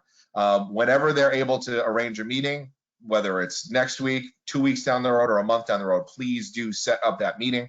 I am happy to join you on that meeting. I'm happy to go over all of this again. Anything that you need, please do that. But again, you are responsible for your meetings on the House side. And because we are looking at co-sponsors for HR 1990, because that is so important, as you heard earlier, please do set up those appointments. I would love to hear, I get emails from everybody saying, here's what my appointment is. Will you join me? You know, what's the next step? Please do set that up. That is a huge part of this virtual policy forum, obviously, is going to the virtual hill and doing our visits. So please set up those meetings. Anything we can do to help facilitate that, we are happy to do. You may be getting a meeting either by Zoom. If we set it up ourselves, ideally it's through Zoom. We've sort of forced that down the mouths of some of the legislators and their staff because left to their own devices, everybody has Zoom fatigue. We have Zoom fatigue. They have Zoom fatigue. If we leave it up to them, they send phone numbers. And a few of you will have Senate meetings this week that will be on the phone. Not a bad thing, not as easy because you can't read facial expressions, things like that. But it is not a slight against you. It is not going to make for a lesser meeting. Just keep in mind that some of these meetings are going to be on the phone. Some of these are going to be by Zoom. As Terry said, it's not necessarily the best idea to bring up the talking points and put those on the screen. They want to see your face. They want to hear your story. You should have, in addition, like I said, in addition to a calendar request, got an email with the folks from your state that are going to be in on these Senate meetings this week. It's a good idea to try to coordinate these meetings in advance. Who is going to be taking the lead on that? You heard Terry and her team talk about that. Who's taking the lead? Who's kind of offering which talking point? Who's saying what? For the most part, you will have an Aopa staffer on those on your Zooms or on your calls. But again, it is much better that they hear from you as the practitioner, as the person out in the committee that out in the community that does this for a living. So we'll be there, but we're going to defer to you in terms of the things to say and the things to do. So that's why we're going to show our mock congressional visit in just a little bit, because it's good that for you to see how this is done. Again, we'll be there. We'll ensure you're not alone, but we'd love you to do most of the talking. You heard this from Aaron and Rob. Your meeting may not be, and in all likelihood will not be with the legislator themselves. It will be with the staffer. That is okay. That's almost in a way even better, because if you've been in meetings with legislators before, you have heard them turn to the staffer next to them and say, I'm going to defer to this person on all of this. Are they taking notes on this? They're going to tell me, they're going to advise me on what to do. It's not that the legislator is incapable of making their own decisions, but that's why they have staff. They rely on this staff to help make educated decisions, to help come to these conclusions. So just because they're not on the call and you're meeting with someone who looks like they're 12 years old, that's not a bad thing. As Rob said, these guys rise through the ranks. They don't stay young staffers forever. They go on to have political careers of their own. One of the examples that always comes to mind for me is Todd Young, who's a senator from Indiana. He was an intern in Senator Richard Lugar's office, and now he's a U.S. senator. So these guys are always going somewhere. It's not just, it's a career for them. They are dedicated to public service. So that's a lot. Let me pause briefly to see if Terry has anything to add to anything I might have just said, just to make sure we're covering all our bases as you prep for these meetings. No, I would just add the importance of establishing that relationship. And we've got so many examples in Minnesota of walking into an office and, your kindness and your questions and your, bring out your personality and relate to that person, the staffer or the scheduler. You'll find out if you just open up and ask, are you from Minnesota? Are you from the state you're coming from? And they usually share where they went to school, or lo and behold, someone might have an aunt that's an amputee, and they actually are very concerned about this issue as well. So it'll lead to conversation, and it's really key here. So don't hesitate to make that connection with the staffer. They have the beeline access to the legislator directly. And so that's something that is something that should just be held close and considered when you're walking in, or when you're starting your call, when you're starting your Zoom session today. Absolutely. And I looked up some of the legislative staff that I'll be meeting with today. My first meeting at 2:30 is with Elizabeth Warren's staff from Massachusetts. And so I looked up the staffer that I'm meeting with. She went to UMass. I went to UMass. UMass, as I'm sure everybody knows, are the reigning now NCAA hockey champions. Go UMass, go Minutemen. So, of course, she and I have been emailing back and forth about how excited we are about UMass hockey. So we've already got that relationship building going on. So look them up. You've got their names. If when I sent your invites for your Senate meetings, the name of the staffer is included there in parentheses in the meeting request. So look them up. They'll be on LinkedIn. There'll be other places. Most of them have social media. So know a little bit about them going in. It doesn't hurt. A few more tips and pointers. This is something that as you can probably tell by the speed with which I talk, I am sometimes, after 20 years of lobbying, still guilty of this. Make sure you're letting them comment and get a word in edgewise and be able to ask questions.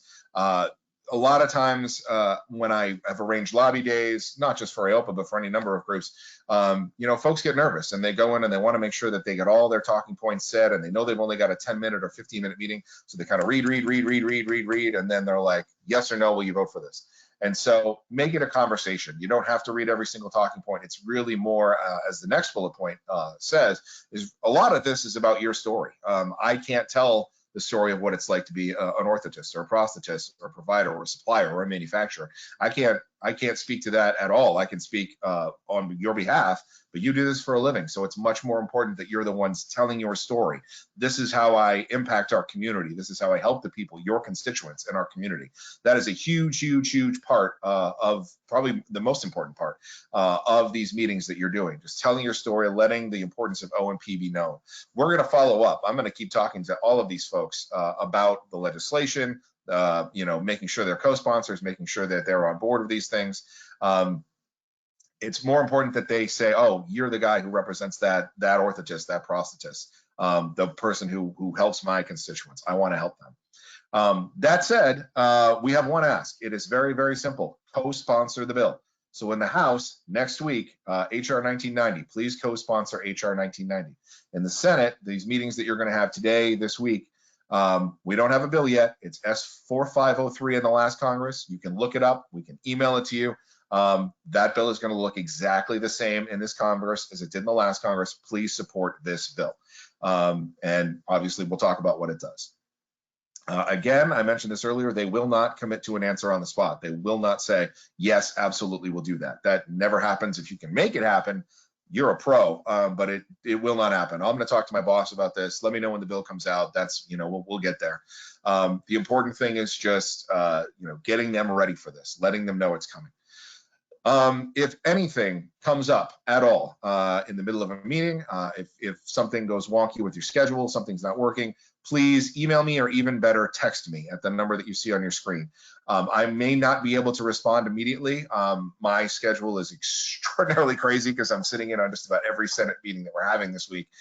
So it's literally every half an hour it's blocked off. But again, it's not going to be me doing most of the talking on these meetings. We're relying on all of you, our policy forum attendees, to do it. So I am very much able to look away, help you out with something. If you text me, anything that I can do to help, I am happy to do that. So Terry, anything to add to any of that? Be comfortable, be excited, be relatable, and know that your work, our work, is purposeful. We are here to serve and to help our community. Our patients need us. So being able to advocate for them beyond the exam room is critical. And this is your opportunity to do that. And we are grateful to have you join us in this mission. Exactly. Couldn't have possibly said it better. Couple more bookkeeping notes before we go on to our role play. Do you have more things that you want to talk about, more questions, more concerns? We will stay on, as I said earlier. Ashley and I will be on this exact, you don't have to switch to a different Zoom or anything like that. Ashley and I are just going to stay here, and we'll open it up for more questions. You can get on camera. We can talk about all of these things. We have our first week wrap up. It is Thursday, this coming Thursday from 4 to 5. I would love for as many people to come and tell us how your meeting was, how you did, successes, things that we can do different for next week, things that really resonated with staff, things that didn't resonate, any pushback you may have gotten, any unique stories. Sometimes the staffers will say, oh, my best friend in college was an amputee. And so we like to have all that and make sure we're aware of all that. So please do join us on Thursday from 4 to 5 to talk about this week's events. As a special kind of bonus for that, we're going to have 8 signed copies of Tammy Duckworth's new book to give away as part of that. So join in if you want a signed copy of Tammy Duckworth's new memoir, and we'll be giving those away as part of that wrap up on Thursday. We'll have a condensed version of this. Looking forward to next week already. I know we're just really kind of getting into Senate week this week, but we're going to do a condensed version of everything you just saw next week, Tuesday at 10 a.m. Eastern. Trimmed down, we're going to talk about the 4 points of the bill again, and then kind of a quicker version of the importance of the advocacy on Capitol Hill. So if you want to see this again, if you missed any of it, if you want to send friends or colleagues to be part of the policy forum, again, we'll be doing this again Tuesday at 10, next Tuesday at 10. This is also, of course, being recorded, so you can watch this recording as well. With that, I think we are ready to begin a role-playing exercise. But actually, maybe before we do that, Joy, I'll just check in to see if there are any more questions that might have come in. Great, thanks, Justin. There was one question regarding your advice about looking up staffers. Someone asked, besides LinkedIn, how do you recommend getting more information on those staffers? Email me and just say, you told me that this is the staffer I'm meeting with, or if you're making your house member, meeting with your house member, email me if you know the name of the staffer that has been assigned to the meeting, and I'll send you a screenshot. We have some software that we use called GovPredict, and it really goes into kind of detail on who these folks are, how long they've been in that office, what their previous positions with that office or on the Hill might have been, where they went to school. So if you can't find it publicly online, LinkedIn is definitely the best resource for that. But if you can't find anything about them online, let me know, and I will share that information with you. Great. That was the only question that had come in, Justin. Great. So with that, if we can bring back Rob. Justin, I'm sorry. Hey, real quick, just am I correct in assuming that it is probably not okay to kind of online stalk people through like Facebook and through like private personal social media? Keep it to LinkedIn so that you're not saying, hey, I saw a picture of you and your brother hanging out at, at Bill's Taco Shop last week. Probably not the best thing to do to break the ice with a staffer, correct? That is a little creepy. Definitely don't do that. However, they're almost going to assume that you look them up on LinkedIn. So anything that you see there is probably public domain. Also, they can see. I mean, you guys have all used LinkedIn. You see if people have looked at your profile. It's not going to surprise them that you're looking it up. That just means you're prepping for your meeting. But yes, to Joe's point, don't say, "Hey, I saw your Facebook page from 8 years ago. The baby looks great." Like that's a little creepy. So with that, we can probably start our role-playing exercise. Now, for those who have seen these before, you know how they work. In general, what we would do if this was in person is I'm playing the member of Congress and the staffer. I'll probably play the staffer since most of you are going to be meeting with staff this week. And they're going to tell me what I need to know about the bill and ask for my support and tell me a little bit about them. And so this kind of gives you a feel for how these things really get done. Obviously we're virtual, so we want to do it in a virtual format. So if Terry and Rob and Aaron are ready, we can get started. I just need to make sure I can actually see you on my screen because at the moment I can't. So Rob said he's going to be about 4 to 5 minutes. So I don't, if people need a break, I don't know, or we can just go for it. I think that makes it realistic because, of course, when we're on the Hill, we all get lost. I still get lost after 20 years. And so people wander into the meetings late. I think that's actually fine. We can probably just get started and he can join us.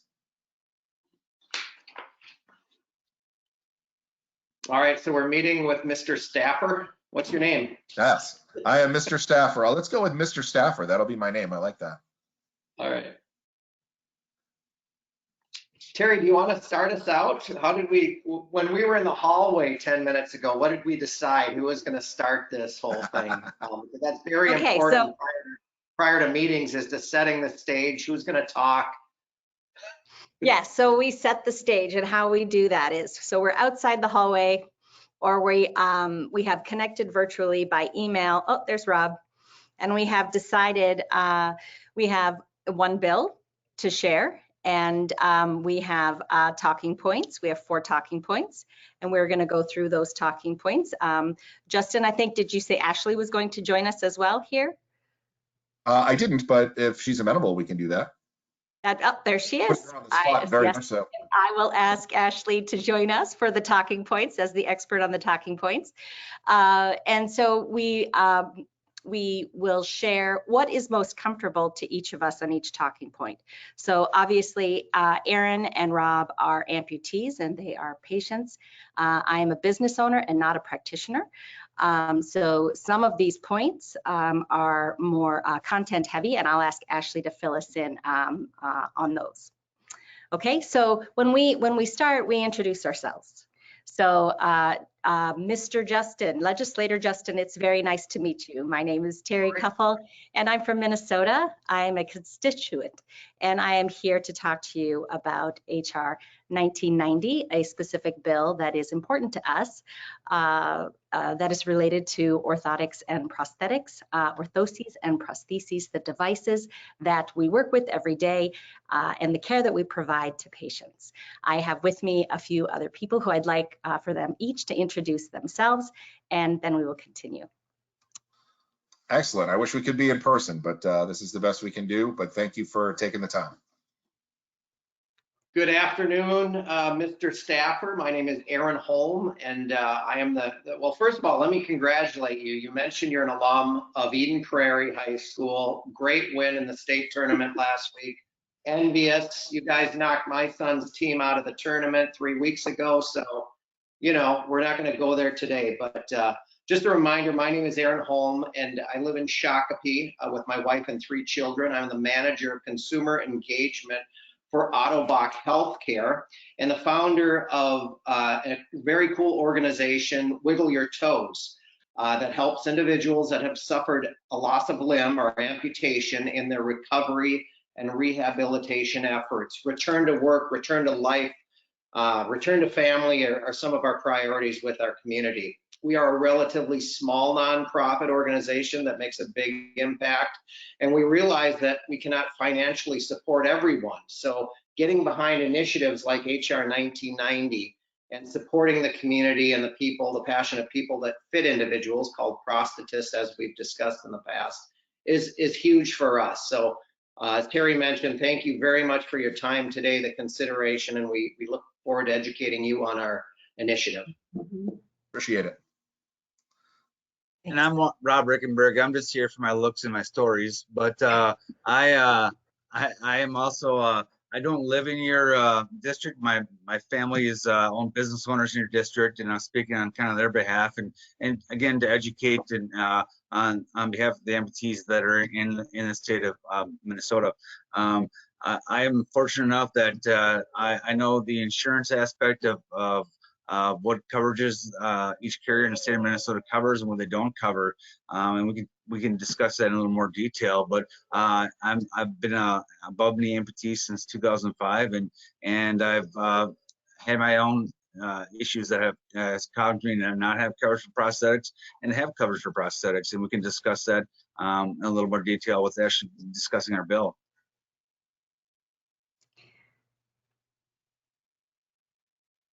I'm sorry, Ashley, I can't hear you. I assume there'll be a thick Minnesota accent when I can hear you. So everyone, Sure. that will happen. Let's unmute our lines. Okay.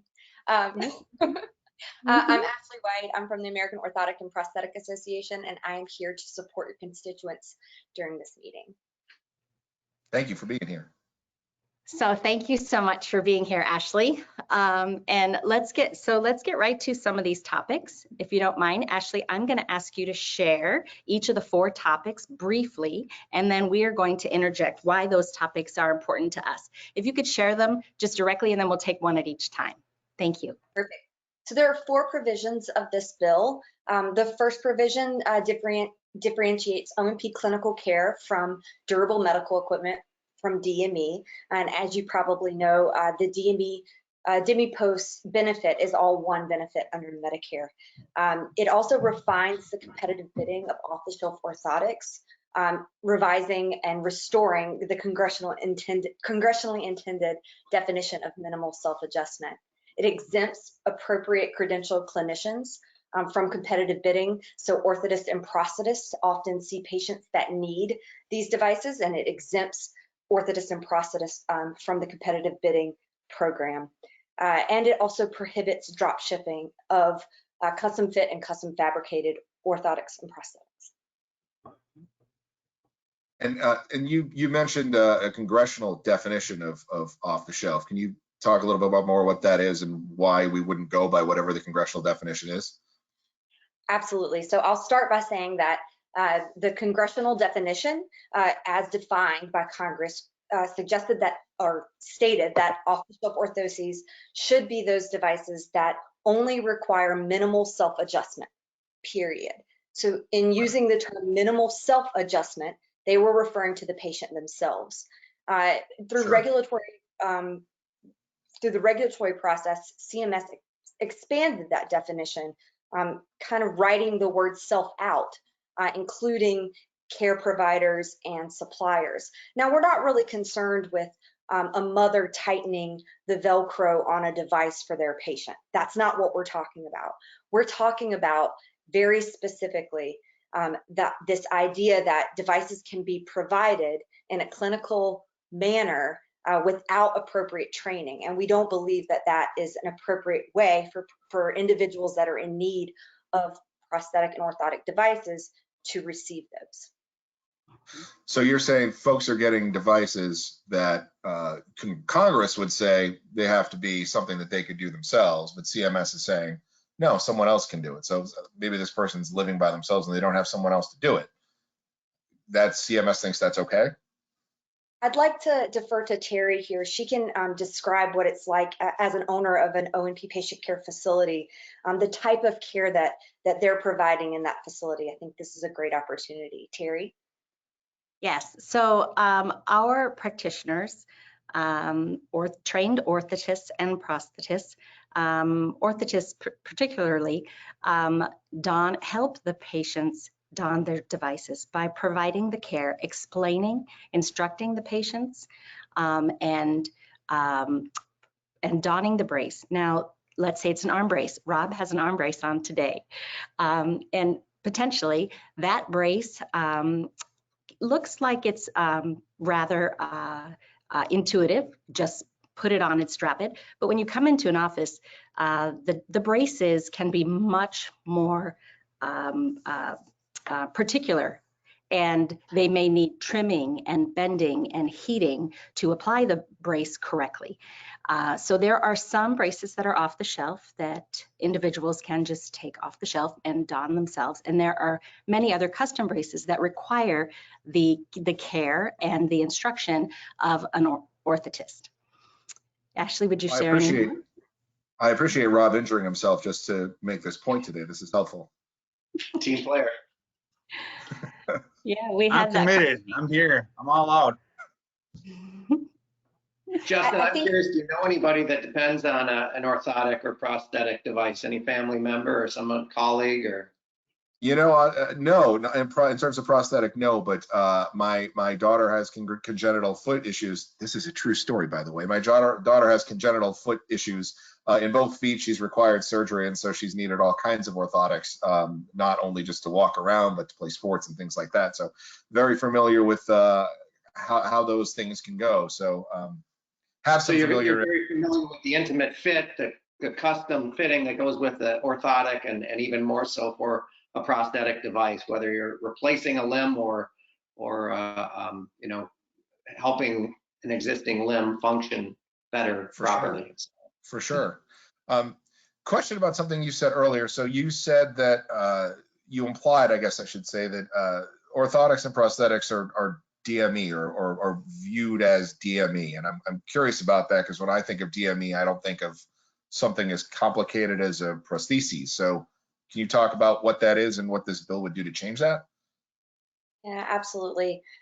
So the Medicare benefit, the DME post Medicare benefit, is inclusive of all of the care that is being discussed today by this group. So because of the way that prosthetics and orthotics are billed through the L code system, those are global payments for the entirety of the episode of care. That includes the initial evaluation, every appointment between the evaluation and the first fitting of the device, all of the associated fitting, if there is any type of custom fitting or fabrication required, all of that happens within this episode of care, all the way up to the point of delivery.